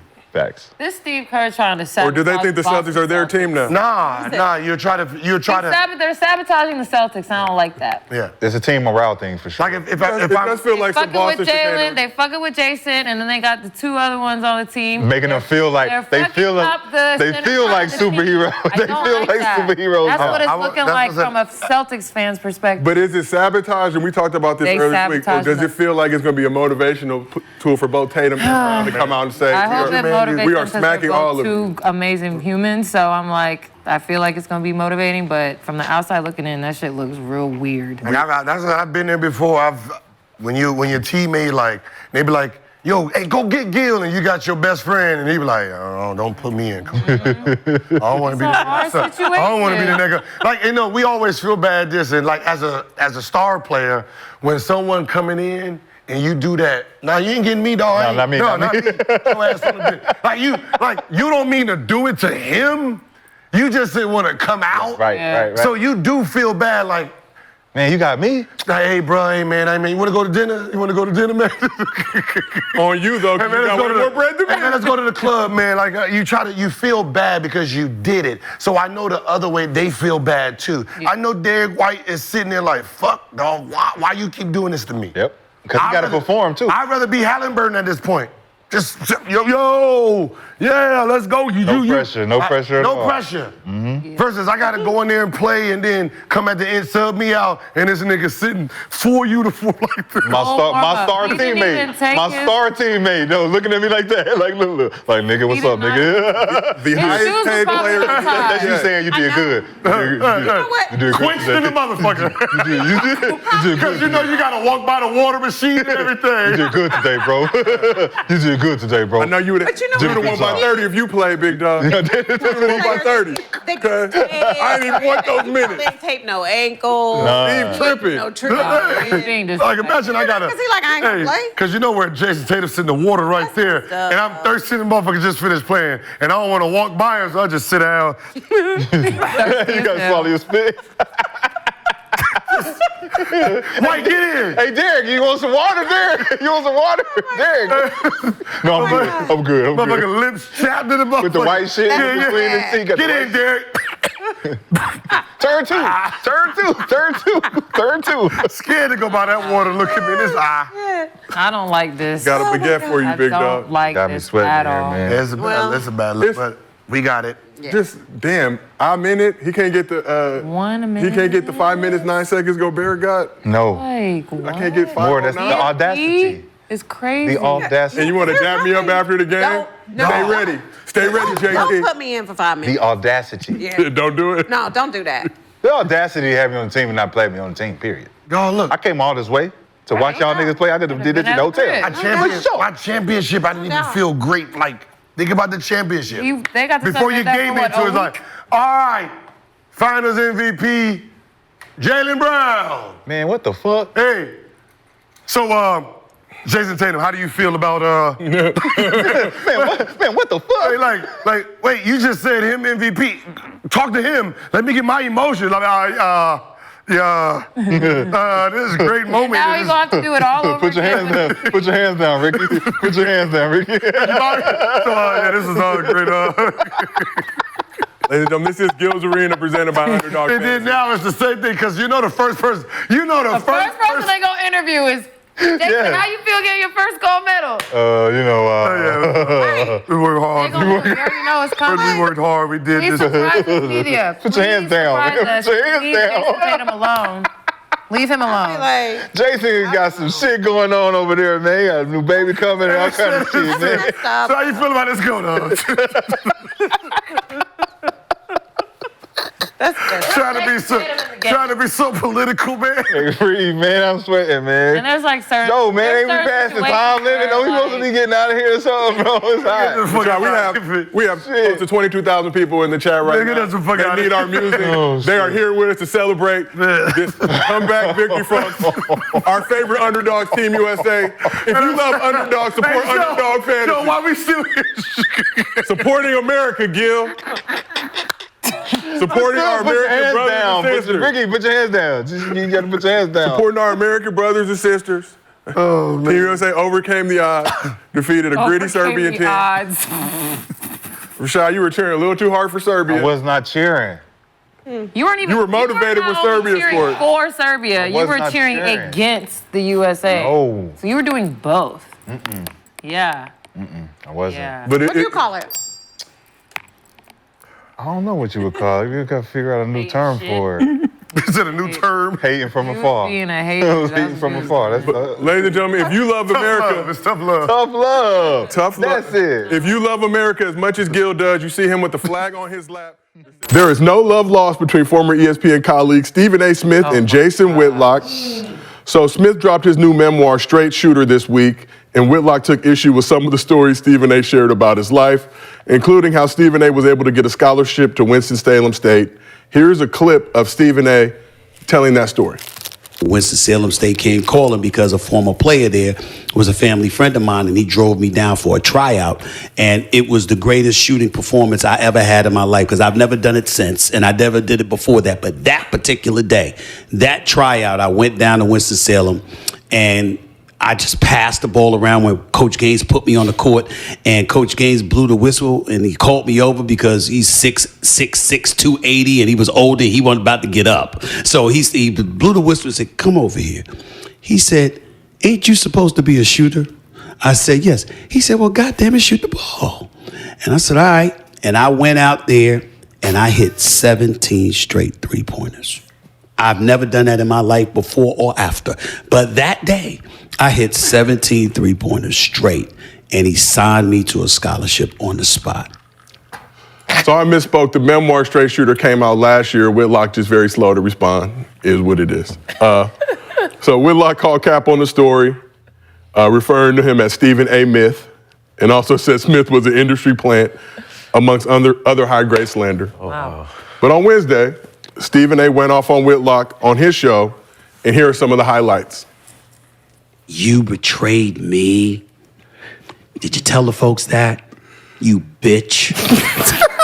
Did you tell them? You fat piece of shit. Did you tell them that? And please do not allow this to be a reflection on my character, because this is not how I act every day. But I mean it from my soul when I say this is the worst human being I've ever known. I don't know of another human being worse than Jason Whitlock. Ooh, that hurt. He is a piece of shit. He's the dude that's gonna have a funeral and ain't gonna be no pallbearers. Damn. Might be two people to show up. He's that dude. Ooh. He is the absolute worst. And he lies. And he incriminates. And he tries to set people up to fail, to big up himself, because he can't do it on his own. He had a television show, he failed. He's had opportunities one time after another. He doesn't measure up. And now he's coming at the big dog. And let me tell you something right now, I am the big dog. I ain't the only one. I ain't the only one. There's plenty. Skip Bayless, apologies to him too for bringing up Jason Whitlock's name in the same sentence as him. But we all know what time it is. Everyone knows. All the executives at all the networks, they know what a piece of shit he is. And they begged me not to do this. But even my pastor, A.R. Bernard, said, I'm not happy about it. But every now and then we gotta do what we gotta do. I can imagine Stephen A. calling his pastor like, "Look, I ain't happy, but go ahead and cook that nigga." Hey, that hurt. Oh, for sure. Oh, that hurt. Oh, you the worst. You the worst human being. Ooh. Nobody gonna carry you out. Carry you out on your funeral. No, because if you know you a fucked up person, he say that, you be like, you start looking around like, yeah, I don't know too many people that actually like me. Yeah. Well, damn. Yeah. I mean, I personally am not a Jason Whitlock fan. He be talking crazy about women's sports, so. Okay. I haven't messed with him in a while. No. I don't know him. That's the first time I heard of him. Okay. I personally don't know him, but I know sometimes when the motherfucker fed up, sometimes you gotta lay out the goddamn Oh, so gun. you've never, like, The big guns. We've never like heard things that he said and spoke about. He- Okay, he- he's like the said some inflammatory thing. Yeah, I mean, I hear him. I just be thinking it's just entertainment, but I've never paid attention to him. But I mean, I should know he ain't really worth the shit because of, you know, he supports one of my enemies. Oh. Right, and I'm like, y'all friends? Then I know y'all on some bullshit. He does support one of your enemies. And he was in the chat the other day. I know you on some bullshit now. Whitlock or the Whitlock. person was in our chat? No, and in my teammate chat. Oh. Yeah, I'm like, damn, this is the, you know you in the pits, nigga? This is the pits. That's how it be, though. That's how it be. This is the pits, you down here? You calling someone your enemy. That's how it be, though. But sometimes, because I shouldn't have any, right? I shouldn't have any. But My enemy. yeah, just the fact that someone so professional as Stephen A, right, had to do this, means that shit's been building in for a long time. Yeah. And the fact that no one's came to the defense of all the people he named is a ouchie. Well, this person don't like you, this person don't like you, this person don't like you, this person, they over there putting heart comments by ding, ding, ding, ding, ding. You right. Hey, someone sent money too. $400. Keep going, champ. $400. Is that Rachel Nichols right there? Katt Williams has inspired the media to start clapping back. Katt Williams and Stephen A got it cracking. Did Stephen A go too far though with the comments? You said he's professional. No. Calling him a bitch. No, he didn't call him a bitch. You bitch. you bitch, not just the regular one. Exactly what he deserves. Oh, for real? Yes. He's horrible. Like the things that he says, the stances that he takes, he's just very hateful. Like Oh, he's one of those. yeah, it's like nothing comes from any logic, analytics, nothing. It's like just pure like hate and like just mean. Like he's a mean little fat man. Like So last. He must be that bad. Yes. Look out. Yeah. We got Lexi turned up. Don't let me fight that. We got friendship bracelets and Lexi turned up. Don't let us fight. I told you he be talking crazy. Like I think one day they put some women's basketball thing on like the front page of ES. It was like mid-tournament. Yeah. And he was like, why is this on here? Like no one wants to see this. He calls people who support women's sports like woke. Like Not just sports fans. Just not sports fans. So last question I have for you guys. So I didn't watch the whole Stephen A video, but basically Whitlock had called Katt a bunch of things Stephen A. Smith said. I think he confirmed some of those things. There said there's people you can speak to confirm those things. But you guys are all hoopers. You'll be participating in the first annual Gil Arena shootout presented by Underdog Fantasy, where you will try to make 25 threes, 5 racks. Do you believe Stephen A. Smith hit 17 straight threes in his college tryout? was it a workout or was it a game? So as he explains it, and this is also, I think, what Whitlock kind of pointed out. So he went up there, I think, late February, early March on a Sunday. Clarence Big House Gaines, a legendary coach at Winston-Salem State, was holding a tryout. So he started the tryout, like he said, I was just doing, passing the ball, doing whatever. Big House called him over, said, I thought you was a shooter, shoot that thing. So I don't know if it was in a game, if he just let him line up and shoot. It's been kind of very unclear how that's been presented. But 17, because who was counting? Like, oh, that's 12 in a row. That's 13 in a row. He hit 17. Well, how many did he miss after that? Or did he just shut it down after 17, walk I feel out? like if he was just catching his shoe, and that's very possible. Was a hand in his face? He got a scholarship. I don't think he capping. He got a scholarship. I think he purposely left out a lot of details, just very vague. The one that's important. I made 17 threes in a row. Never did it before. Never did it after. But I did it that day. Don't ask anybody about me. I did it right then and there, and it never happened again. We in the black community, we'll put extras on things when we retell stories. I'm just, but 17. It could have been 9, it could have been 10, but it felt like 17. It felt like 17. Whatever it was, it got the scholarship. He's handed it to him. Right? Hey, I like what I see. Nigga signed. Right? All that matters. We've all had out-of-body experiences, like all of us. Like there's been things where we can go 20, 30, 50, 60 in a row just doing it. So yeah, it is possible. So let's one more question. If Stephen A. Smith were to participate in the first annual Gil's Arena shootout presented by Underdog Fantasy and was given 25 threes, we'll give him college because that's where he said he hit the 17 straight threes. College line, I think, is a little bit further now. How many? What's his higher or lower? 12. You think 12? Yeah. Okay. Stephen A., she calling you out. Pull up. She's a shooter. I mean, he's a shooter. I was But gonna going say- over like last time he shot. I mean, you said high school No, 3 college. or college 3?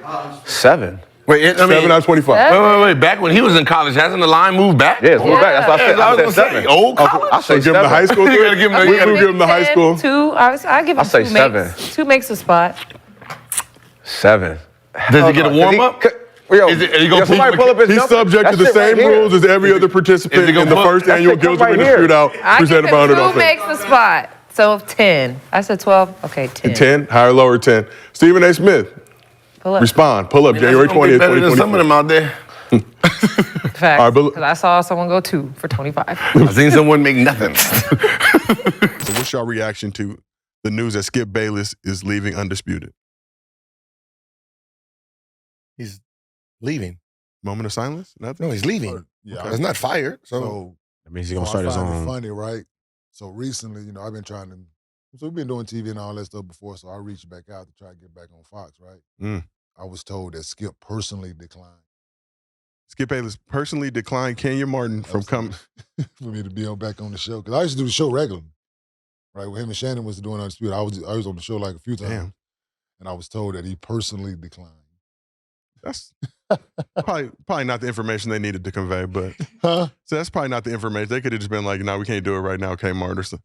Nah, He hey, Skip personally Bayless said said personally, nah. I ain't fucking with you. Yeah. Oh, I found it hilarious though. No, I didn't take no. It was whatever. Yeah. It was, I used to fry their ass when I used to be on there. You know that. hey, trust me, I've been personally denied Plenty of numerous times. Yeah, you know what And I'm then saying. some of So, those shows is coming back, and I'm doing them with a smile. yeah, you know what I'm saying. So I know you need me now, bitch. Yeah, so hey, I'm here. Hey, now That's my victory, right? Yeah. You gotta circle back. Hey, how you doing? Hey, yeah, no, I long was time, cool, long you know what I'm saying? see. Like I was saying, What's- appreciate it. You know what I'm saying? I said appreciate it. You know what I'm saying? Appreciate you taking it. You know what I'm saying? But I don't need. But Kenyon, thankfully, you were here at Gil's Arena presented by Underdog talking Fantasy. about- Whoop, whoop. You ain't going nowhere. you dig? Been personally accepted by Gilbert Arenas, a burgeoning figure in the sports media landscape. You dig? Damn, they hating on Gil's Arena like that. Uh-oh. No, that shit was funny. So that means Skip probably gonna have his own podcast then. He already that's has what it one, is. so he probably will shift. We're gonna do it full time now, probably. Yeah. Yeah, it's gonna be his full time gig. Yeah. Gil taking selfies right now with fans outside of the glass here at the Sirius XM studios at the Win. He like Kenyon. He like you, Ken. Go say hi, Ken. Best part about it is it was all blurry. That glare was killing this camera you view. trying to Oh, group selfie. Hold on. We're going to take a group selfie real quick. We are live on the air. Appreciate you, bro. Vegas' version of Yaya. Please take the picture. Yeah, so, I mean, look, and Skip been in the game a long time. Obviously done a lot of good work. Was making a lot of bread. One of the highest paid sports media figures. Leaving, but it kind of follows in the same tone of Charles Barkley. No. Leaving TNT. No. Well, because No, not the same. Don't even put them. One is getting canceled. Yeah.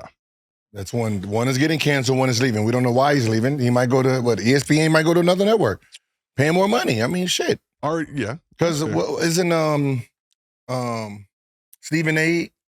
trying to figure out what he's gonna do? Because he's asking for big bags. So it looks like there's some movement going on. So it brings me on my next topic. According to reports, ESPN has offered Stephen A. about $18 million per year. He's got 1 year left on his deal, would become a free agent next summer if they can't get a deal done. But there are reports saying he's seeking $25 million annually. The 18 would make him the highest paid person in sports media from a talent standpoint, but he wants 25. Hit it. You think ESPN should give him the 25? I look at it like anything in life, man.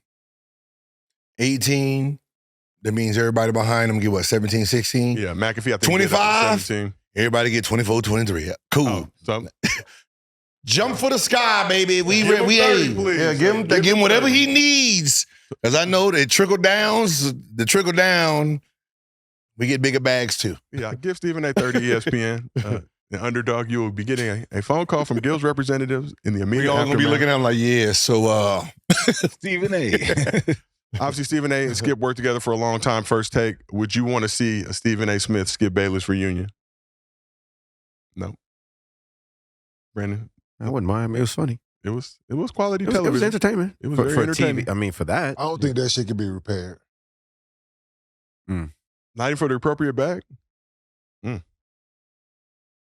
They just walk in from separate doors and don't ever even just stay right here. Stay Do right not here. speak to each other. Boxing ring. Yeah. That's the difference between players and co-workers in a sense. Like whatever happens with them, it's more personal. Players, how we talk is how we talk. We don't take it personal. There's no beef. You're no beef with any former players, Gil? Not when you're doing stuff. Like when you're arguing and stuff, you're just arguing. Right? No matter what you say, you're just arguing. Then when that topic's over with, you move on. Let's nobody get personal. Yeah. Is that what takes it over? Yeah, like so if you like somebody take like what you're saying is disrespectful at times, yeah. But if the topic has nothing to do with you per se, like so why get personal with another person? So you don't have to be direct, like emotionally attached to whatever it is that you're trying to debate about. But yeah, somebody Yo, but what's disrespectful today? Because I feel like everybody think everything is disrespectful. If you have an opinion, like Disagreeing is disrespectful. Disagreeing is hating? It's highly disrespectful. You cannot have an opposite opinion of somebody else. You have to agree with them. So if the masses are saying yes, and then you want to go this way, you look crazy. You look crazy. Like, because we all saying it, but you see something different, and it's just like we looking at the same thing. You saying this, you want me to say what you saying, but if I don't, you like, man, what the fuck? This shit nigga crazy. So now you're a hater. Yes. Well, with some things, yes, but with certain things that's obvious, yeah, like you should be able to like look at something like this cup is black. Black, we go, what is it, black and yellow? Somebody like, no, it's yellow and black. Somebody might say, oh, no, it's more gray. No. It's more, like, I'm saying, It's really white, but they spray painted over it. Okay. See? Okay. Yeah. They hate that. Yeah. Okay. The fact that you know that this was I white know it's at really first, white. but then it turned black. You think it's black, and I'm saying that's a white cup. You don't even know. That's a bar. Intriguing. And then you have people like, that's a bar. Yours fucking truly. It came out white. Yeah. And they said, okay. But when you look at the sports media landscape, Skip Bayless, 72 years old. Obviously, we were all much younger here on this show. Dude, boy, I swear. Are we taking over? I'm just saying, Kenyon. They had their time to shine. Go ahead. I'm talking about this damn boy here. So we've been saying on the show, like, we would say, like, something like is red, and whatever shade of red it is, we can all see that this. And he'll be like, red. no, that's plum. Yeah. It's peach. This is cherry red. This is not. Look at this color. It's different. Like we all. It's 16 people say this is. Yeah. Well, go left. No. Go right. Go right. Go up. No. Go down. We've been there. You know what I'm saying? Like, no. And that is why you've developed the name Cemetery Larry. Yeah, that's why. Like, body bags. See, this is the thing sometimes, right? I was told with certain situations, the hard head make a soft ass, right? So we say go left, everybody go left, and you go right, and it's a bus coming sometimes, right? Yeah. Either the bus gonna hit you or you gonna hit the bus. Yeah, so somebody in the chat pointed out somebody in the chat pointed out the black and blue dress that may have been gold. He was milk. Yeah, that's my guy. Yeah, that's my guy in Washington. Look at y'all. Sorry, I'm sorry, y'all. That was milk. Down memory lane. I do get excited when certain people be like, Yeah, that's my guy. Like I said, Skip 72. Some people will call him a dinosaur. We're ushering in a new era. If I want to see dinosaurs, I'll go to Jurassic Park. But we got Gil's Arena presented by Underdog Fantasy. We are not going anywhere. Is it just time for the young people to shine and take over this game? Younger, I would say, because we already doing it. So, I mean, I think it's more time for players, more to be exact, like more players to take over. Because we know it. Like, we played the game. So listen to somebody who's never done it, it's kind of like, you kind of frowned upon. But at least if I'm going to get hated, at least I can say I played and I've done it. Yeah, it's that, but we are covering more than just the sport, right? Covering more than basketball. Yeah. Right? We're talking about more than just basketball. So they are limited at what they. So during the summer, in certain times, it's not anything for them to really talk about. Because the Olympics is only every 4 years, Yeah. right? During the summer. Finals is over in June.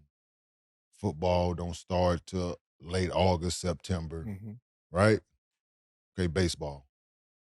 It's just saving grace. It's on but TV right There's now. a lot of games, but now you chose to cover other sports and other things that you're not really passionate about or you don't really know that much about. You just show up to work, they hand you the piece of paper, these are the topics, and here you go. Yeah. Right? You don't get that from us, right? So everything that we talk about is genuine and up to date. So Very you know, fair. it's as young people say, it's up. Yeah, and you got four. You got 4, 5, 6 personalities. And if we having trouble and we played saying who is number 1, 2, 3, top 5, how can y'all come with a list that easy? Yeah. You know what I mean? And you guys never played. So it's like the players themselves, when you ask us who the MVP is, if the players who played against them, ex-players, can give you a list and it's this high of a percentage, and you go with someone else, it lets you know how far you are away from the actual people who are playing. Yeah. Like, it just sounds goofy sometimes when we ride on planes, right?